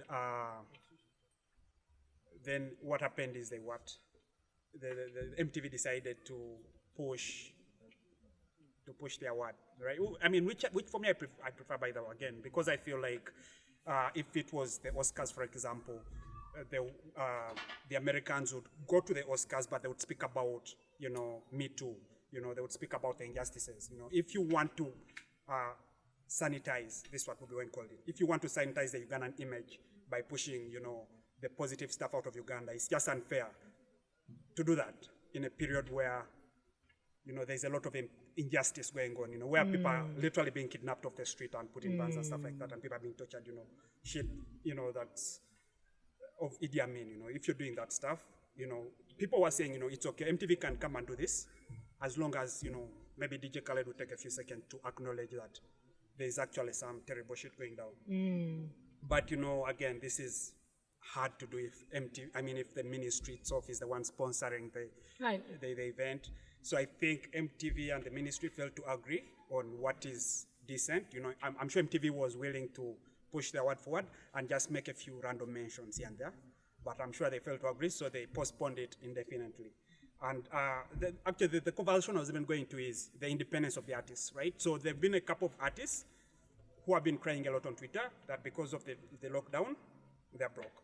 Yeah. Yeah, and this is a good opportunity. First of all, because they had deals to perform, and also there's a chance for discovery, right? Yeah. You know, we should sort of ignore the... But this is the interesting thing that has happened in you get... Okay, so for instance, there was an American producer who had been known to do some dodgy stuff, and he still won an award on the year that he was in court, right? And there are other like. Anyway, I'm shocked because I didn't know. So let me take a moment to be like, okay, the mamas are gone for now. But the interesting thing that is happening in Uganda is that music and politics are mixing. And they're mixing a lot. Oh, mixing is not the right tense. Do you know what I mean? They have been part and parcel forever. Yeah. And so you've got, especially like not only just with Bobby Warren, but you've got Chameleon, you've got Raga D, you've got all of these musicians that are now politicians, right? Yeah.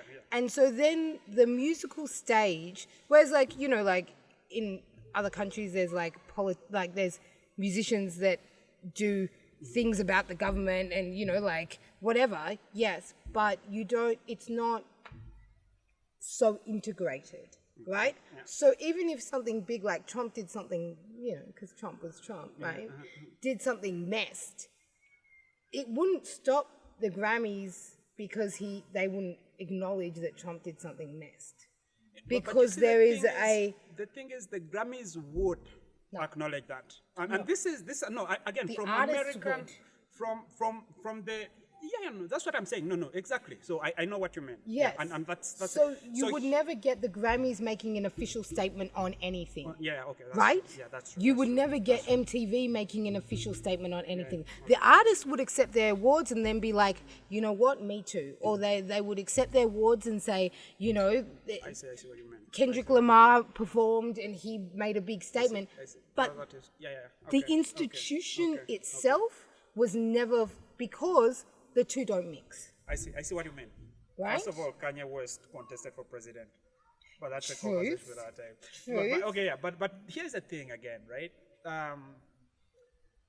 The theme for the Mamas, because of the deal they had with the sponsor, was to show Uganda in a good light, which directly contradicts the fact that if, for example, today, say Nike, right? Say news came out that Nike has been enforcing, so discrimination or whatever, something political like that, something political and, something that contradicts what we consider to be decent, acceptable human rights, right? If it did that, and Nike was sponsoring the Grammys, first of all, this happened to Kevin Hart. Kevin Hart was, you say they don't come out to say something official. Kevin Hart did not host the Oscars because of some tweets that he posted before that, sat on the right political side of other people, right? And even if Kevin Hart said, I've since changed my views on this, I forget what they were, but yeah, blah, blah, blah. But what happens, again, it's not an official statement from the Oscars, but Oscars are clearly taking a stand that, we are not going to associate ourselves with anyone who does this kind of shit, And if MTV had stood up to say, we are going to associate ourselves with Uganda, with the Ugandan government, even if we know the state is literally murdering people, I don't know. I feel like that is something that is. I think it's. Sometimes the people, we stop things that could really help us. Let me go to the end of the sentence that I'm trying to say. Is that if those awards went on, there is no way that no artist would not talk about what was going on. I agree. The message would have gotten out. You get what I'm saying? Right? But also people would have gotten paid. Unless they stopped the broadcast. And, I've seen things that I've never seen before, like the internet turning off, so they could have stopped the broadcast. But I'm just saying that I don't think that there would be artists accepting awards and being like, yeah, we don't know. Right? We don't know. So in a certain way, I'm like, it's good that if MTV was like, okay, we're not going to make a stand on this because we don't agree with the government, so we're leaving, that's cool, right? If they were trying to get a political stance, I don't know, like if it was because this campaign went and hijacked the hashtag, it would have been, that would have been a message to the world. Like that's, the problem is that stuff has stopped going out. The news has stopped going out. That would have been news to the whole world. So as much as it's a good thing that MTV is like, what's going on is crap, we're not going to do it, fine, that's great. If it was because it was forcing, then the avenue of getting the message out of what's going on has actually been lost. You know what I mean? Because as soon as it doesn't air, people don't know. Yeah, I see, okay, I see that, and yeah, I see totally that. Maybe there would have been a good advantage. And I totally agree with you on this. It probably would have the message would have been stronger if there were stronger and out. Yeah, because a lot of those people, I remember there's been, I can't go word for word for what their things were, but their Burna Man's mum accepted an award for him. He won the International Grammy or whatever a few years ago. That broke the internet, right? Jess, this guy who was on Grey's Anatomy, did a whole speech about the Black Lives Matter campaign. That broke the internet.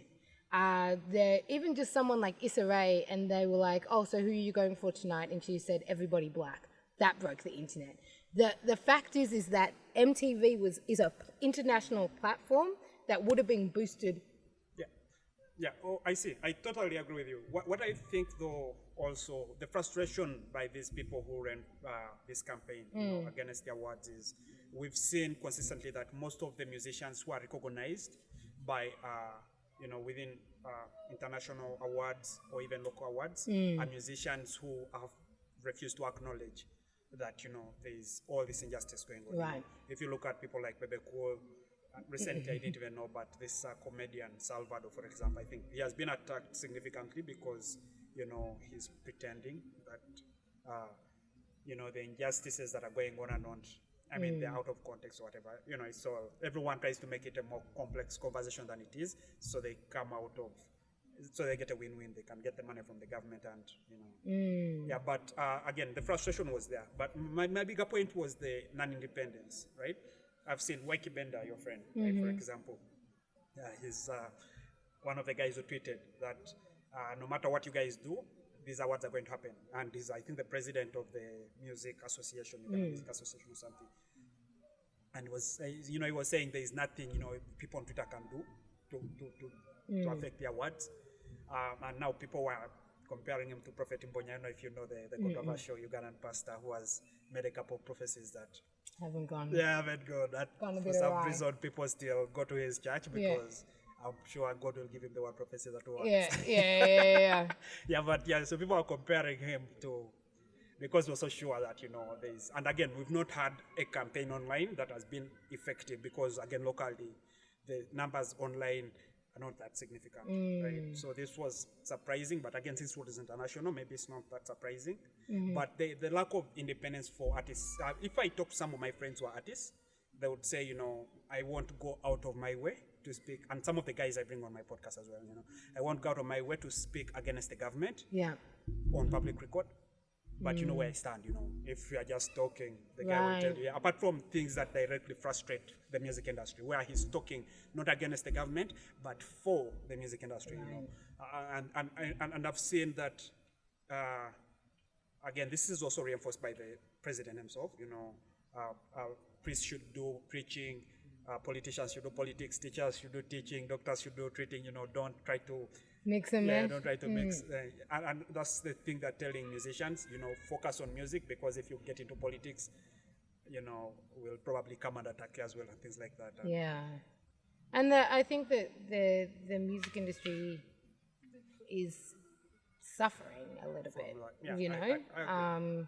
Because the thing is that it seems like it is the place where people show their frustration about what is going on. And musicians and poets and whatever, they interpret life into sound. They interpret life into art. And so it's always going to come out that there are, after you get over the love and I want her and she doesn't want me and all that bull crap, there is a lot of stuff that's going on that is challenging. Do you know what I mean? And I have, in the defense of some artists, I have realized how difficult it is to talk about political issues in a country where I don't think that free speech is ridiculously encouraged, And so I'm learning every day that my first reaction is the Australian reaction, which is like, and I have said some stuff on freaking my show where my mom's like, don't even, it's like she listens and texts me, just stop, no, it's enough. I abuse the government I've done because I feel like, I'm able to without fearing, And I realized that when I got here, the nature of my speech when I'm on radio has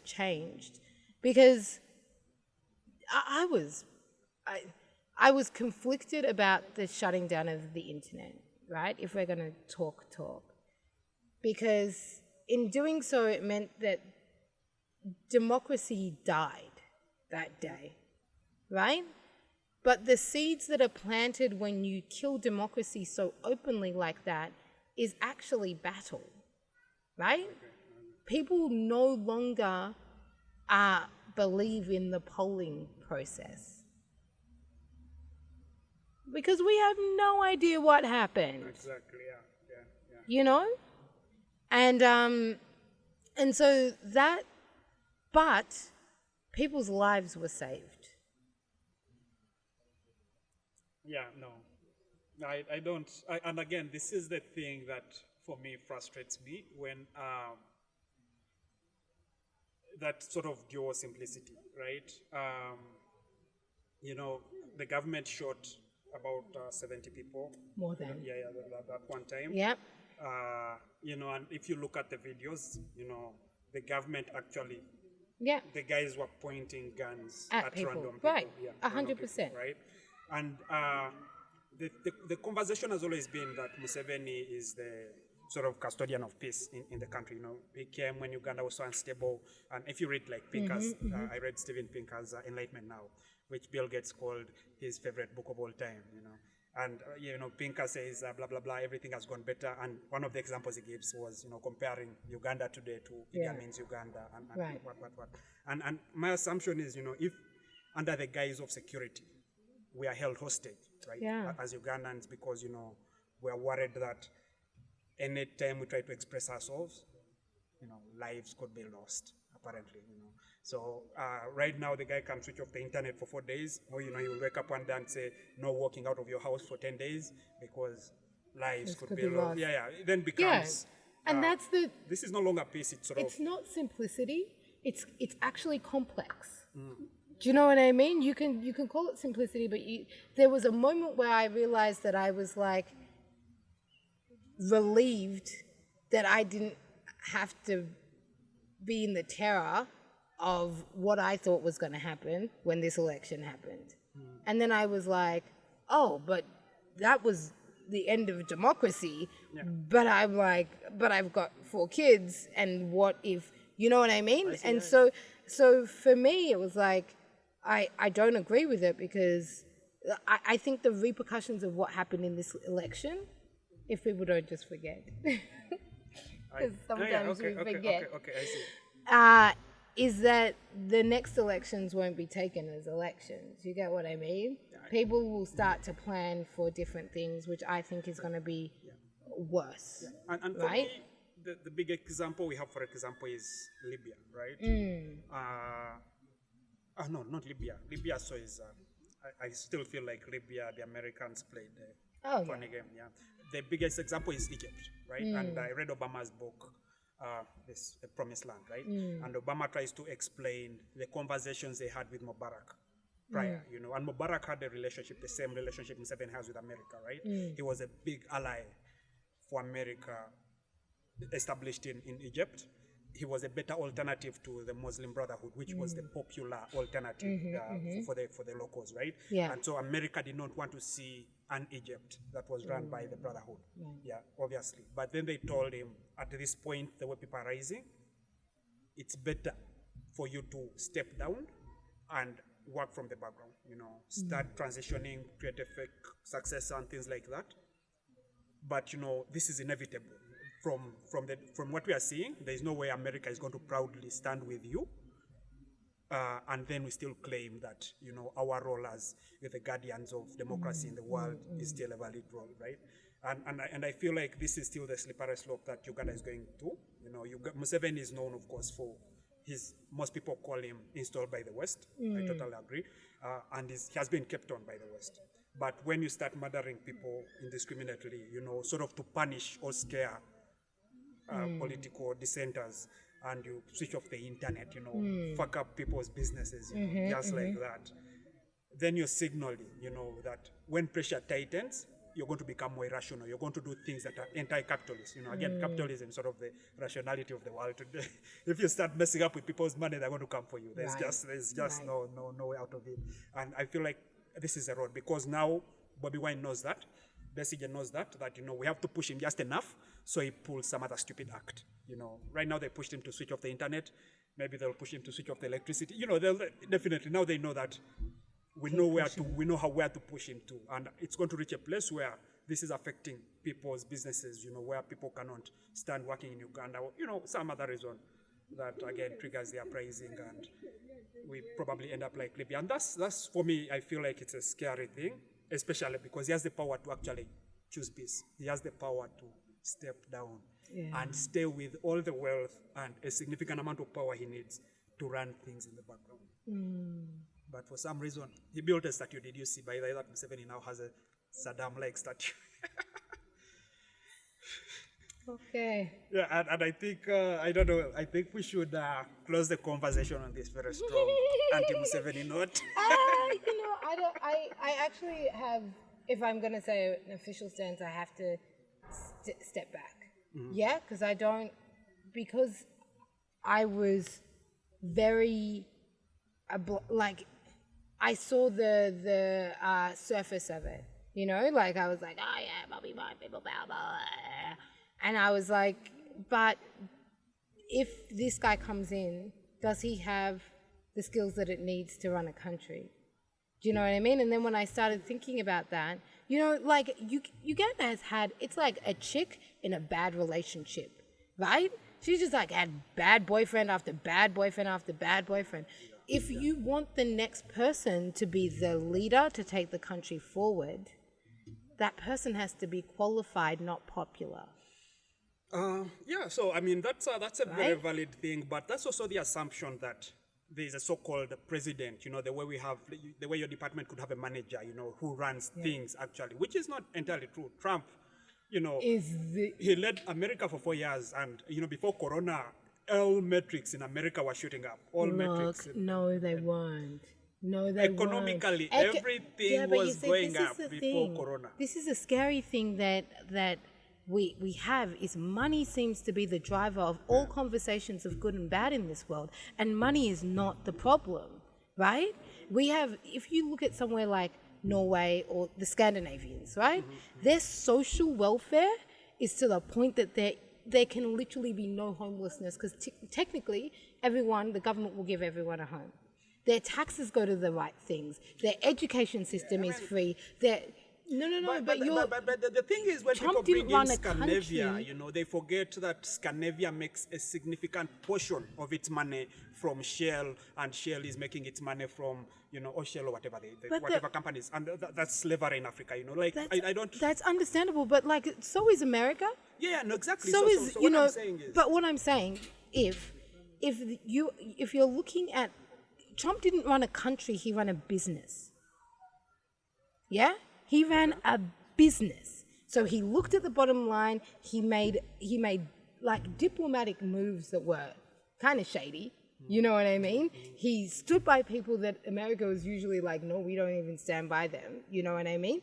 And he didn't care about his people.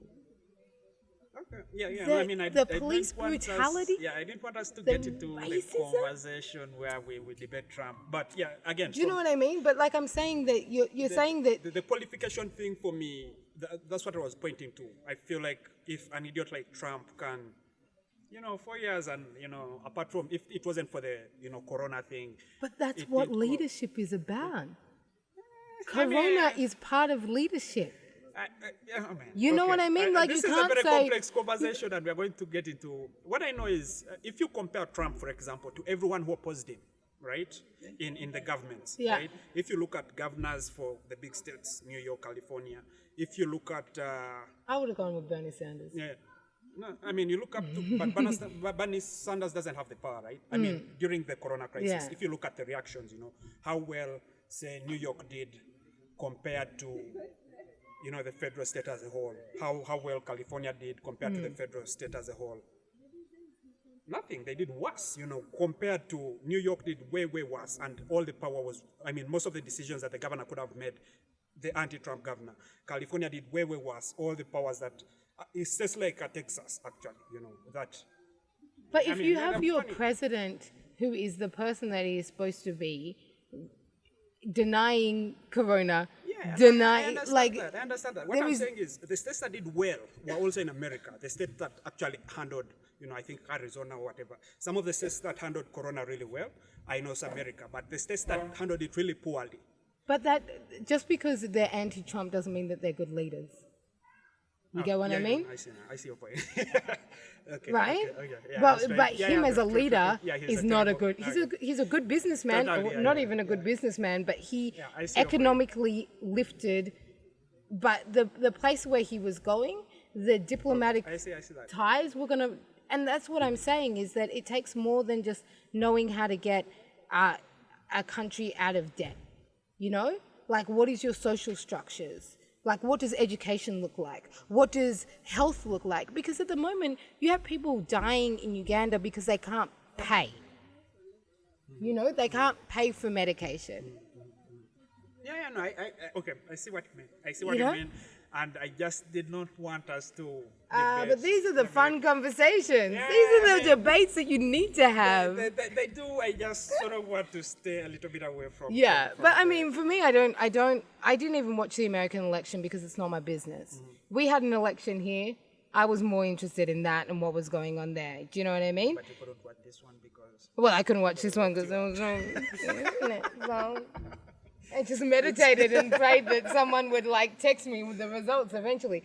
But the thing is that there's a lot of looking towards the states for the guidance of how things should be, and the states is a broken country or company. It's pretty much a broken company, right? And we mimic what we think good life is, but as black people, that is nowhere where we should be looking ever. Because they would shoot us dead. Like if I had a son, I fear for my life when I'm in the States. There is a pressure that gets put on me that is unlike anywhere in the world because I go, if something goes wrong and I'm the person that's, I could end up in jail without even doing anything wrong. The revolving door system of the jail thing means that you would never get out and you would never, you can't have boys there.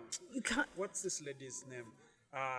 The book, The New Jim Crow. Right. That would have been deep. That is working. Like you realize slavery is sort of not. It's not gone. It's not gone. It's just revamped, right? It's just and version 2.0. And that's the kind of stuff that starts getting instilled in these white societies. It's this systematic racism. It's the ghettoization, putting them all in the same place, not giving them good education, not giving them access to the things that you should be able to get to, and then blaming them for being in the place that they and having this revolving door system.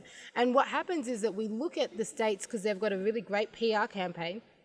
Their social welfare is stuck. They have people that pay taxes and whatever, but you have people that are homeless, dying on the streets.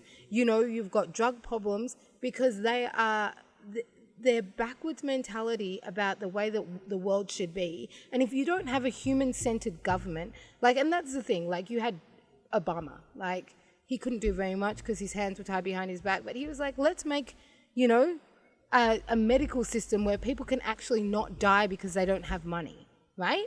He was thinking about the people and what makes he's thinking about education and how can you get an educated, because they're not even number one in education. You know what I mean? They would make you think that they're number one. They're not, right? And so if you have a government that thinks only about money and how the country can get richer, you're not actually having a government that cares about its people. A good leader, right? And this is what there was this quote that made me sick that during this time, I don't know who said it, but during this time there was kids getting pregnant during COVID in Uganda. And it's well, at least they didn't get COVID. Now, if you have a child at the age of 12... Yeah, I see what you mean totally, yeah. You know what I mean? Yeah. And you can just go, oh, yeah, well, money's up, jobs are up. And it's yeah, but you're pregnant. It's not, that's, again, that's a book, Steven Pinker's Enlightenment Now. That is the exact feeling I get, Right? It could be worse. That's basically it. Yeah, but it has as soon as you are saying it could be worse, that means that you're in a really bad space. Australia says that all the time. We're not as racist as the States. It's oh, yeah. but you are though. Yeah, exactly, You know, yeah. and so as soon as you're pointing the finger out and saying no, it could be due, and a lot of people say this about the Museveni situation. It's not like the Idi Amin What days, thing? Exactly. and it's like, okay, so we're gonna hold. Yeah, that is exactly what Right? people say. Have you read Anmolfa? Yes, I have. Oh my That's Oh my God. what the pig would Yeah. always say. At least Mr. Jones is not back. Right? I remember. And that's the thing. It's like you have this this whole kind of revolving door about like this power corrupting, and if you don't care about the people, you don't care about how their status of life is, like when you're saying that people should do exercise indoors when they've got 10 people in a house and you've got an office that you can run laps around, there's a disconnect, right? True. But you can be all about the people and not have no policy and still get nothing done. Yeah, but okay, and I know what you mean, but that's a misconception. There is policy, there is institutions. It's with Bobby Wine, right? So there is policy, right? But the approach to campaigning was different. There's a whole political party. That's why he went for a whole political party instead of standing as an independent like he did for the parliamentary election. The party it's filled with law students. Okay, I call them law students because most of them are like fresh graduates, right? But it's filled with many intellectuals, many Ugandan intellectuals. It's run by mostly people with legal scholarly, and they have actual manifestos. They have real systems of how they are going to govern. But what Bobby Wine was saying is, to be realistic, you don't go to a ghetto in Kamocha and list for people the complex strategies of how you're going to get them out of poverty. People don't have that attention span. They've been... I just want to change. Yeah, exactly. They've been... I forget the words he used, but the way they've been brought up, but the way the government has sort of brought them up to now is to not give you the attention to sort of explain things to them. And so he went with, let's go with this sort of more populistic sloganeering stuff, and then get the people behind us, people who want to pay actual attention to what we are doing. We know where to point them. If people want to really scrutinize, what is our policy on this, we actually have all this documented stuff. Yeah. But we are not going to use that as our main theme of campaigns, again, because the idea is not, like, if you look at Museveni's manifesto as well, if you look at Museveni's strategies, if you look at his theoretical approach to politics, it's quite smart. I would say genius, right? And the guy has actually thought out everything, even when he started with his 10-point plan and all that, it's really, really good. But when you actually get into power, none of it is implemented. It's again the same animal farm thing. You read the rules today, when you look back, one rule has changed and you don't remember how it was the first time even. That's man, politics. Yeah, but that's the complexity of, I think, society. That's what makes humans the sort of top of the food chain, is we know how to live with this kind of ambiguity. Right? We know how to organize and still work as one unit. Because Uganda, you think of it as one social entity, right? And we still do Ugandan stuff, even when we know that within Uganda itself, we are so fucking divided, right? Same thing with America and Australia and whatever. But as humans, we know how to socialize with this kind of ambiguity. Yeah. And I feel like that's sort of what makes us special as a social creature. Ants, I don't think ants could be able to have all these contradictions and be able to build the ant. Maybe they do, but we don't. But that's the thing, is that they know that together they have to build, and divided they fall. Yeah. So are they No, smarter? but the thing is, if you compare us to ants, if you figure out the rules by which ants play, then you can conquer the anthill as a human being, right? But that's you thinking as a human. Humans want to conquer. Yeah, no, exactly. So now what I'm saying is, again, okay, that's a good point. but my idea is, if we are going to put intelligence on a weighing scale, right? Intelligence of different creatures on a weighing scale, we say, how do you know that ant intelligence is per se more intelligent than human intelligence, right? And my idea would be, how are we able to utilize our intelligence? What kind of problems, natural problems, right? Are we able to solve with the kind of human intelligence, right? I mean, we're in lockdown. Yeah, but I mean, and a common cough has got the whole world to stop. Do you know what I mean? Like, I think that we are, this is only my personal opinion, I think that we rate intelligence too much. I have seen some really, really simple people who live really, really simple lives really, really happily. And me, I sit there and I read books and I analyze the world and I stress while I build things that are really intellectual, right? And so sometimes I think that yes, we could strategize our way out of problems, but sometimes it's like we have also caused the most harm to each other as a race. We have gassed each other. We have sprayed each other with, we have bombed each other. We have made people have defects. Half of the states and Australia is on drugs from depression. Like, I think that our intelligence is overrated. When I see someone who lives on a farm and is maybe seen as stupid and is happy as Larry, and sometimes I look at them and I go, I just want your brain. I see. Although, not saying that I'm the smartest person in the world, but to push back a little bit, if you find the simple people who are happy, and by some magic method you are able to make them more intelligent, do you assume they will become less happy? Yes.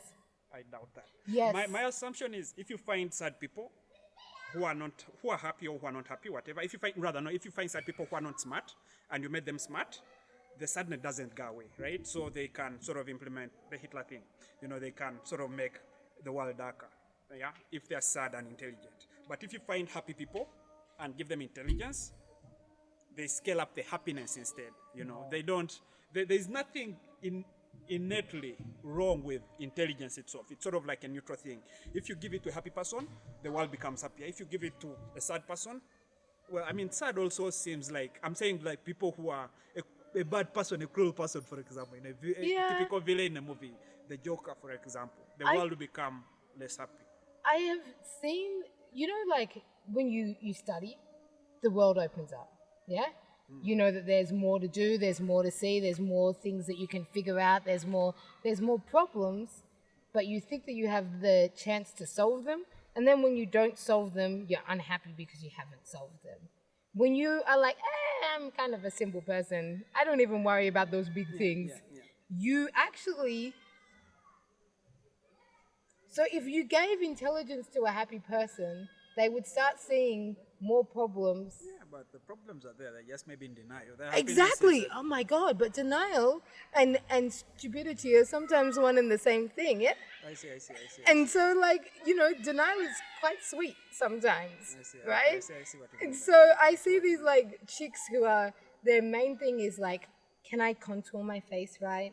Is my hair done the right way? Is my outfit snatched or whatever the hell these young girls are saying?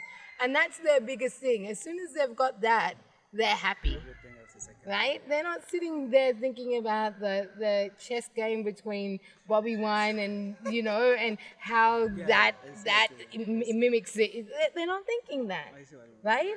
And so sometimes with intelligence, we think that as humans, we are solving problems, but because we don't, the intelligence doesn't actually come with caring all the time, right?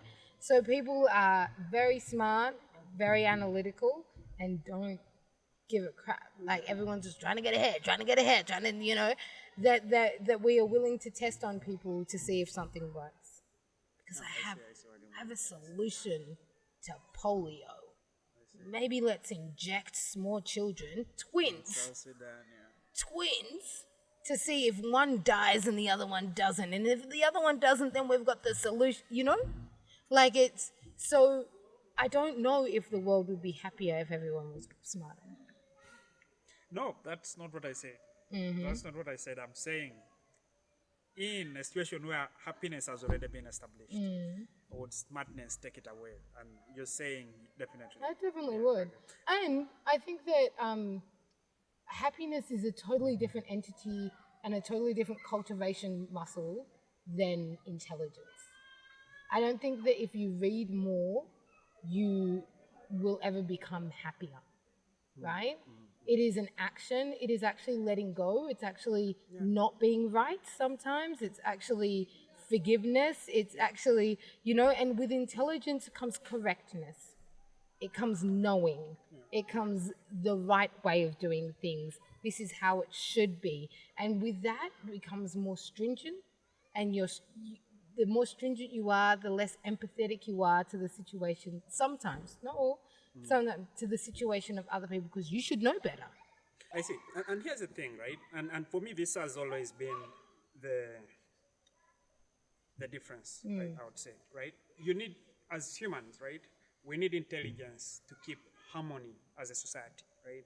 But we need, and I'm going to explain this further, right? But we need happiness. You need sort of, I think I would say wisdom is probably the right word, right? That contentment, the Buddhist Om stuff. You need that to keep harmony within the individual, right?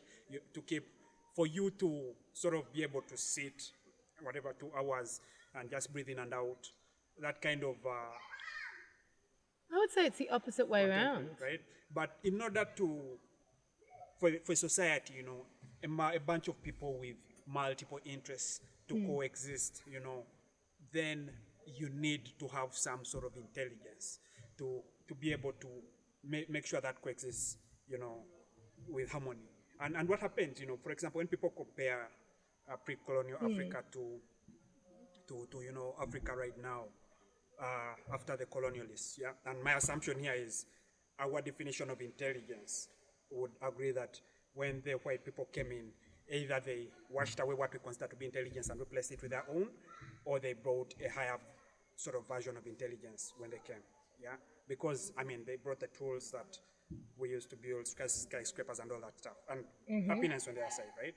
But but at that scale, African societies were very small and manageable, even if they were rowdy, because we had conflicts among ourselves, right? We had conflicts among ourselves, but they were small and manageable by people say who don't have a lot of what I think what helps the white people intelligence is the collection. They're able to write. It's not like individually any white person is any smarter than any other race person, but because they had the tools, the white people and the Easterners, because the Arabs came before the white people. So the Arabs, the Indians, the Asians, the Chinese as well, the Japanese, these people could actually record their thoughts, right? So they could write or sculpture or draw whatever. We didn't do a lot of that here in Africa before them. And so they can I can write my exact thought and move it to my child and my grandchildren even when I'm dead as is, right? And when these guys bring this to Africa, we are able to manage bigger societies, more complex societies, because we have that intelligence. And of course, the sacrifice probably is we are not happier, but again, that's also questionable. I don't know if we are not, right? I really strongly doubt, because when I compare my life right now and and the people I know in the village, I feel like I'm way happier than them. I feel like I'm way, way happier than them. And this is something that we discuss a lot, is that this colonized mind. The really dangerous thing that colonization did is that it came and told us that everything that we had was crap and everything that they had was good. Why do we need skyscrapers? Why? Why? So why do we need? That's not a very realistic thing. And I agree with the colonized mind, but when you start questioning inevitable, but what makes you think that we couldn't have done it ourselves? Okay, I'll be very honest with you. Egypt, used to be part of Africa, and then now it's considered something else. More advanced than any part in the white Western world, right? It's not like there wasn't tools and structures here. It wasn't like we didn't have tradition that was passed down here. It's not like there was nothing, then they came along and they gave us a pen and said, you know what I mean? But what they did was they came, they deconstructed us, they told us that we were nothing, then they said that they were better, then they gave us some tools and said, see, live the way that we want. We aren't them. I see what you mean, and I'm not saying we are them, and I am... I know this could go in a place where I feel like I'm apologizing for colonialism. But you have to. You don't even have to, because it happened to us. But here's the thing. Here's the thing, right? In the world today, right? Yeah. Imagine a world today right? And this is actually, there are very good life examples, yeah, where there are societies that don't have the tricks from, the arithmetic from Arab, the numbers for the thing, they come from the Arabs. You don't have the Arabic arithmetic numerals, right? You don't have the Newton was English. You don't have that Newtonian physics, to get trajectories. You don't have Maxwell, and you don't have the kind of science, that builds that kind of tech, right? You don't have the theory that can result to the science that can build that tech, right? The societies are there, the Amazonians and whatnot, right? In the world today, where some other people actually have that, what is your situation as a society, If you want to look at this from an honest perspective, right? Yes. The best scenario that's going to come from that is you're going to become a tourism thingy, what people go to do in the Amazonia, right? To go and take pictures with indigenous people and feel happy about them. I don't even know what that means, yeah? But are that the is what you're going people to do. happier? No, Or I they- doubt that totally. Why? Because, again, You're only saying that because you're a tech head and you're thinking about a world without tech. No. Yeah. I doubt that people who do not have a way to cure, and again, I'm going to quote from Steven Pinker. Some of his book was good. Yeah, people who don't have a way to, who don't have antibiotics. Yeah, Yeah. and they stand a chance of just dying from mild, because People are dying from diarrhea here. Yeah, and I know. Those people are not happier than people who are not. No, but I'm saying that there's all the tools, there's all the science, and people are still dying from really I see what you mean, simple but things. this is so the context is the people who die because they don't have the intellectual way of finding out antibiotics, right? Don't have a solution to. If the they're common still cold. surviving, they must have found a way. No, Honestly, if they're still here right now- today, right they now- must not need those antibiotics because they're still surviving as a people. Yeah? So this is the thing, is that we are told that you need to have all of this stuff in order to be civilized. This is what we've been told. You need to have these clothes, these technology, this kind of house, that is what civilization and happiness is equal to. Your definition of happiness has a very Western tilt on it. I mean, okay. So here's the thing again. From my perspective, right? This is not different. Yeah, I'm going to go back to Animal Farm, right? It is not different. Yeah, if Mr. Jones, the farm owner, comes to tell me that I'm an animal, right? I'm a horse, so I'm just an animal. Yeah, or if it's the pig, a fellow animal, Napoleon, telling me that I'm an animal, right? And what is happening right now is it depends on who wants to. Who is gaining from this narrative, right? So you have black people, for example, yeah, convincing us that, if, I know, this is a good example actually, Museveni thing, right? So a lot of people who are going to the internet to protest and asking Americans to join our protest, the way we do Me Too and whatnot, yeah, are being attacked by pro-Museveni people saying that we don't need foreigners because they are the cause of the problem, right? We don't need foreigners to help us fix Africa, basically, right? We can do it on our own, yeah? And what these guys are doing is also they're calling me an African because it's important for them that I identify as an African so they can subjugate me to their power, to their to the impunity that they do, right? And this for me, it doesn't matter if you're white, calling me an African because it makes you feel superior, or if you're Museveni, you're calling me African because it sort of guilts me away from asking the guy who brought the African label for help to bomb him, right? And so it's the whole idea is, as a human being, who I think I am, yeah, I think that is the common denominator I have with you, I have with Trump, I have with anyone else in the world, right? And when someone else can build a skyscraper, right?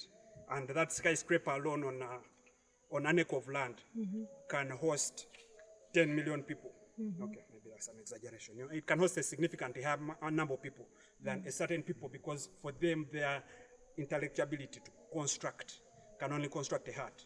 Yeah. When you start bringing in the racial conversation and the colonial conversation and who came up with this knowledge, for me, it's besides the point. I feel like you're trying to push forward some sort of agenda.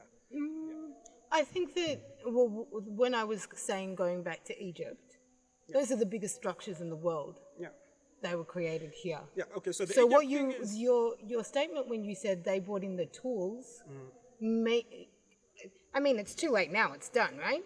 But your statement was like, before we had nothing, then they brought in the intelligence, and now we have skyscrapers. We had pyramids. They still don't know how they were done. Yeah, but that's if you're calling me African, right? I'm not calling you anything. No. So I'm saying that's if you're calling me African. If the pyramids were in Egypt, why weren't there pyramids in what at the source of the Nile?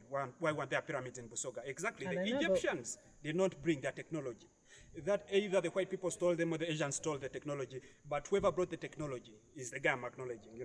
Newton, whatever he could be English, he could be whatever. Newton, or whoever he stole his ideas from, writes down those laws of science. But there's a difference between trade and colonization. Right?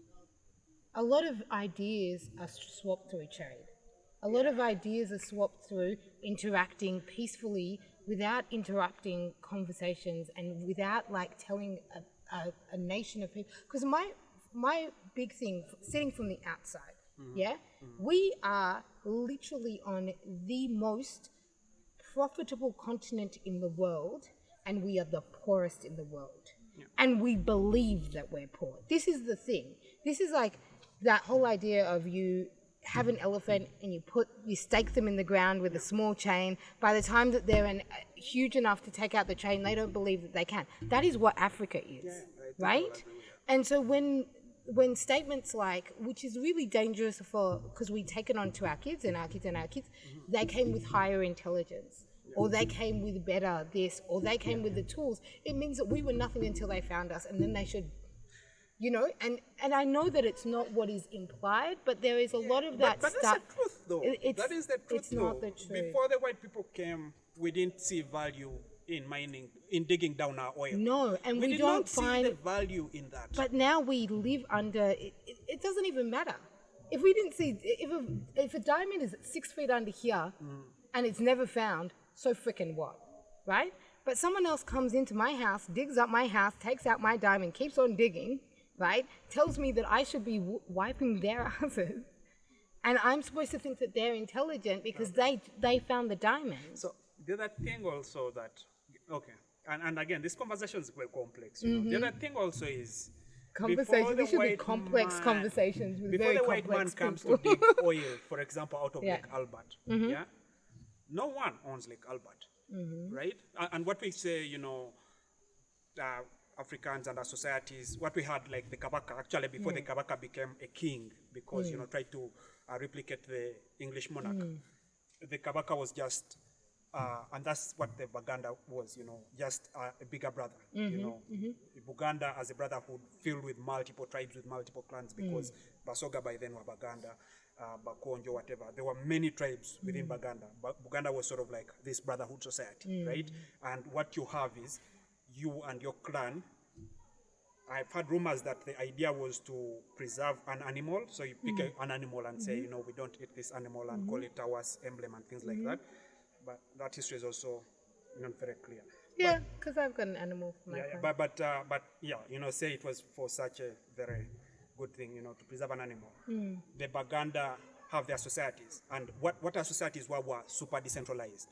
The king, when the king came, I don't take orders from the king. No one took orders from the king. But when the king came to visit, the king came with gifts, right? So because these guys were rich, they would come and you want to give them, because the king apparently was the husband for every woman. So you want the king to take away one of your daughters. Right. Yeah. So the guy comes with gifts, and he comes also with this thing that with me comes, some sort of a demagoguery, with me comes better life. If you give me your daughter, it's better for her, and blah, blah, blah, blah, blah, blah. And, when the white people come and also bring this kind, because democracy is also, quite intellectualism, right? It wasn't a Ugandan thing, because again, our societies were not, they didn't have that kind of hierarchy that required, authoritarianism or democracy or whatever. But all that stuff, when you look at it from like grain by grain, we have to appreciate that the lead thinkers, we can't discredit Einstein's work. because Einstein's white, right? We can't discredit No, I'm not Isaac saying- Newton's work I'm not because saying- Isaac Newton is English. I'm not saying discredit, but the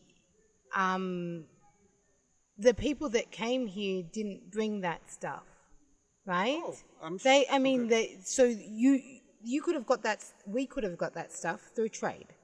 We could have got that stuff through interacting as societies, not conquering societies, not fracturing communities, Okay, not I see your taking point, slaves. Like, I mean, the Belgians came and they brought in the trains and they brought in the whatevers, and they also took the children, and they also, it used to be lucky to have an African's head as a freaking like necklace, and they used to farm us, and they, like, do you know what I mean? And so there is this level of the colonial mindset, which is white is right, that is really dangerous, because it means that we are always going to be looking towards a society. And some of the reasons why our societies don't work is because the nature of the people that we aren't built like them. You know what I mean? Like our customs and our traditions are not built in line with white society, you know? And so, yes, I think that eventually we would have gotten the technology. You know, white society isn't the only place that hasn't gone technology. China does that, whatever. That's sort of like the alternative world that I don't know.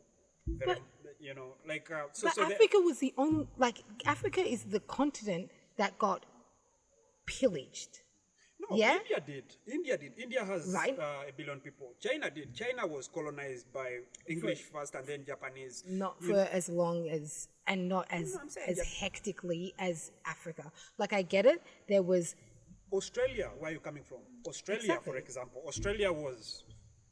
I know, and Yeah, we you have know, massive problems there because the indigenous people are still fighting, Yeah, no, fighting to be recognized. But I'm saying that the whole idea of like coming into a place and the worst thing that colonization brought is this mindset that we're not good enough. Okay, so quick question, right? We go to Mars, yeah? Mars is Sonia. We go to another galaxy and there's a place that can accommodate life like Earthians and people like human beings. But except these people, they eat their first son. Yeah. Yeah, you know, like when the mom gives birth, they eat the first son. Yeah, and they have a language very similar to human language, so we can translate and learn it, and they can learn ours. But that's the weird thing with them. They hit the human son, and they kill the second son. So a woman's supposed to have 3 children to raise the third. Yeah, and we have superior technology to them. We can just bomb them away, and we tell them, you know what, we don't like that. You either change it or we bomb you. Do we leave them to eat their people and just go? Because Earth is full, so we can't. We have to live there. You know. What do we do? So this is an idea of perception, right? And the only way that I can explain it is in real world terms, right? Circumcision, right, is actually male genital mutilation, right? It is not seen as barbaric. It is not seen as, it's actually a really like socialized thing, right? Religions In most encourage it, religions, right? Exactly, right? But then, did you know that, you know how, well, I think it's a Uganda thing, the women pull the labia cords. That was put on as I saw that. Yeah. mutilation. Now, why is something which, by the way, the women do it themselves. They don't hurt themselves. They're not forced. There's social pressure, but there's also social pressure to get circumcised, right? There's actually probably less social pressure and more just it has to be done in some religions, right? You are totally changing the sexual look. You're totally changing sex for that person for the rest of their lives. Everything is less sensitive, blah, blah, blah. Why is it that one is more socially accepted than the other? Okay. So yeah, I think that if and they the thing if they is- could bomb us back, no, I reckon we would be eating our first child. That's my answer. All right. No, I think that's a clear thing. But yeah, again, what I believe, right, is, and I don't disagree with you on a lot of things, especially the whole mutilation thing. I'm really smart, but not very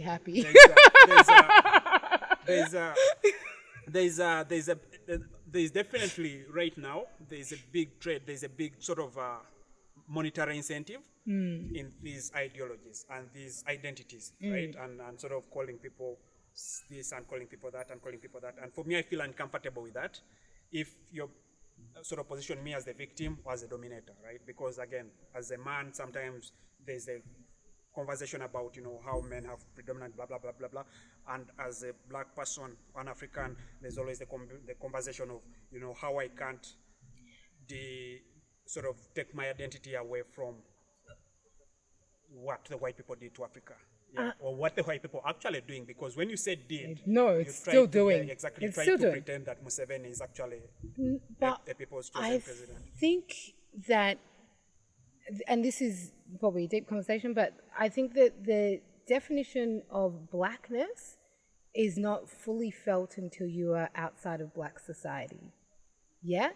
And so when I say things like, oh, those are actually big things, it's because they are the narrative that makes up my identity when I am over there. Do you know what I mean? When you say that they bought the tools, it means that I can't think as much. And there is a narrative that black people are not as intelligent, and black people couldn't possibly. Yeah, and black people. Why are you buying into this narrative if you know for sure that it is not right? No, stop. No, you but get this to is a do that tribal because thing. you This live becomes a in a tribal thing. black country. This is a tribal. No, I've traveled a little bit by the Yeah, way. but it's. But this is a thing that I have a problem with as well, right? The Rwandese, right? The way Kagame takes over in Rwanda, is by creating these funny stories, you know, about Tutsis and Hutus. I don't know how that's the right way to pronounce it, that generates one of the most gruesome genocides, you know, ever on earth, right? And these are just basic stories. You find two human beings, you label one Hutu, you label one Tutsi, and then you bring up all these stories about, you know, hey, you're less than this, hey, you, blah, blah, blah, this guy is claiming to be less than you, blah, blah, blah, blah, blah, blah, blah. You have to, how can you allow that? You know, they say, we used to do that in secondary school, where one guy makes a joke about the other, and then we exaggerate so the other guy can retaliate with another joke, and then you end up spending the whole evening forcing people to insult each other, right? Yes. And that's you know, the worst thing about this is that this is not, racism is just a big example of human nature.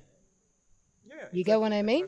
Like, I'm not sitting there going, oh, as soon as they see us as equal, then everyone's going to know. You know, you have that in caste systems, you have that in, that's like fine. But when you are trying to fight that, and I guess when the relief that I have being here is that I don't really have to talk about race. You know, I'm quite knowledgeable on race because I have to be. I need to know how to decolonize situations. I need to know when someone says I was in a work meeting and there was a video getting played and there was multicultural kids, you know, there was an African kid and an Indian kid, and this guy said, it's really good that some of the kids who were not normal were in it, right? So automatically they're saying you're not normal. Yeah, no, but that's the thing is, this guy is obviously ignorant. Why are you being insulted by his ignorance? Because unless you acknowledge that they are superior. Unless you're acknowledging that they are superior. It's not when you acknowledge that they're superior, it's when they hold the purse strings to your whole entire life. Yeah, so I right? see. So when you are living in a world where it's okay if you want to say that I'm stupid and I go, oh, like I'm not going to go home and cry, right? But when you say I'm stupid and guess what, I feed you, right? Yeah, I see that. You know, I see that. When it's hard to get employed because you're black, when it's hard for you to sort of become the president because you're black, then I see that's actually negatively impacting racism. When your kids go to school and they're bullied and beaten, but when kids are bullied at school, shot, when kids are bullied at school, when they're shot, when they're playing, I think that there is a level of. Totally. I understand that bullying happens all the time, right? But when you are teaching race-based bullying to children, you are actually installing the institution that you're trying to deconstruct, right? I totally agree with you. And so when I was 6 years old, when the first kid came up to me and called me a nigger, 6 years old, I was Kathy's age. Now, how would I explain to a 5-year-old if she came up to me and said someone called me nigger and I have to explain to her, well, some people aren't going to like you because of the color of your skin, and then you start, that becomes part of your identity. Yes, there's bullying, there's, oh, you're fat, you're ugly, you're this, you're that, but this is institutionalized racism that comes from a very early age. It comes through the stories that people get told. It comes through the jokes that it's actually a narrative that gets reconstructed over and over and over again. And it comes with things that we actually believe, like white women should be saved, black women are angry. You know? Like, I have to hold the tone of my voice around white people because I scare them. Again, I feel like most of these conversations are, again, for me, I feel like most of, and I've been to, I've worked in a thing in San Francisco, and I felt the tone of, these white kids from Harvard looking down on me, right? Mm-hmm. But because, I've sat through more uncomfortable offices, I've known that this is like, for me, it is not a thing on me. It's just I've been around some bad people, right? And I'm going to, this is not going to define my life. I can't. You're a visitor as well. You get to go back. You get to be from somewhere. You get to go back to somewhere. You get to be normal. I get your situation, I get your situation. But the thing also is, if I acknowledge, right, that these guys are being racist towards me, right? Then I'm sort of implying that because they're white, they're superior, and I'm a victim to their racism, right? I mean, you could be racist, but that's just your own stupidity. It's an insult to you, not, an effect. I don't know if that makes sense. Yeah, I understand, but I also have to reiterate that you get to go to a place where you are normal. I grew up for over 30 years in a place that was my daily life, I say no, right? And so when you sit there and say, if I accept it, you're saying that because you know another narrative. You get what I mean? Mm-hmm. So you grow up here and you're normal. Everyone's normal. You're just this and you're just that and blah, blah, blah. And then you go to this place and people look at you funny and you're like, well, that's your problem. Because I know. I'm like normal somewhere. Right. I see what you mean. I grew up in a place where that is my daily life every single day. And then I come here when I'm, 15? And I go, oh, shit, I'm normal. Okay. I definitely can't pretend to sit by, And so when you're looking at that kind of stuff, it is those narratives that you have to fight and squash. Because if you don't fight and squash those narratives and they keep reiterating that, these people are superior and these people have better and these people do better. Like, I can do everything that they can do. Or more than what they do. Totally understand. But have I been called a diversity hire? You were only hired because we needed a black person. I see what you mean. And yes, Eva, again, thanks a lot. This has been a very long conversation. I feel like we should just do a second version of this podcast. I totally see. And again, I can't pretend to understand the specifics of your, clearly maybe there's a little bit of privilege growing up among normal people and, things like that. So I sympathize. I don't know what the solutions are, obviously. And again, that's the beauty of having these conversations. Yeah. Now that I pick on that, and maybe next time I see a white guy looking at me funny, okay, I don't know what to do anymore. Yeah. Don't do it. I was like, what have I incited violence? No, because the thing is that you can also get into a point where you whitewash everyone. And it's not true. Not all white people are the same. And I have beautiful friends who I've grown up with my whole entire life who I adore completely. The thing that I have a problem with is the structure. I see. The structure and the narrative behind the structure has us stuck. And if we don't start looking at what can we do, we will always be looking to them for the answer. And to tell you the truth is that most of the answers are in this nation. But we allow them to come and take from us, and then we become the poorest, richest continent in the world, And because of that, then we're always on the back foot, and it doesn't make sense. It's the biggest lie the world has ever been told, is that Africa is poor. That is the biggest lie. We were the richest mother effing place in the whole world. But we are the ones on ads. We are the ones where you donate. We've got all the gold, dudes. No, I totally agree with you on that. Also, it's very weird that you're Australian, but you censor yourself. The stereotypical Australian is... Yeah, because my mother's in the back of my head going, you know? But that's the thing. It's like, and so it's those kind of little things where you navigate. Yeah, I see. And it comes in small little parts. I see. Where you see American movies all the time. Like, I stopped watching American movies unless there was a black person in the lead. Why? Because why are we always the maid? Or why are we always in jail? Yeah. Right? Yeah. But you think that that's not a big thing until you see a child who sees only black people in jail and is afraid of you. Like, have you ever walked up to a child and they're petrified of you? I see. But that's all they've seen. Yeah. Yeah, no, I totally agree, and we really have to. We are going to wrap this up, and this has been really good. This has been enlightening for me as well. I'll go back and rethink and maybe change my positions or something. Yeah, you don't have to. It was a nice conversation. It was really nice. Yeah, it was a really nice conversation, and you know how we tripped all the way from. I know. I don't even know how we got to this. I was like.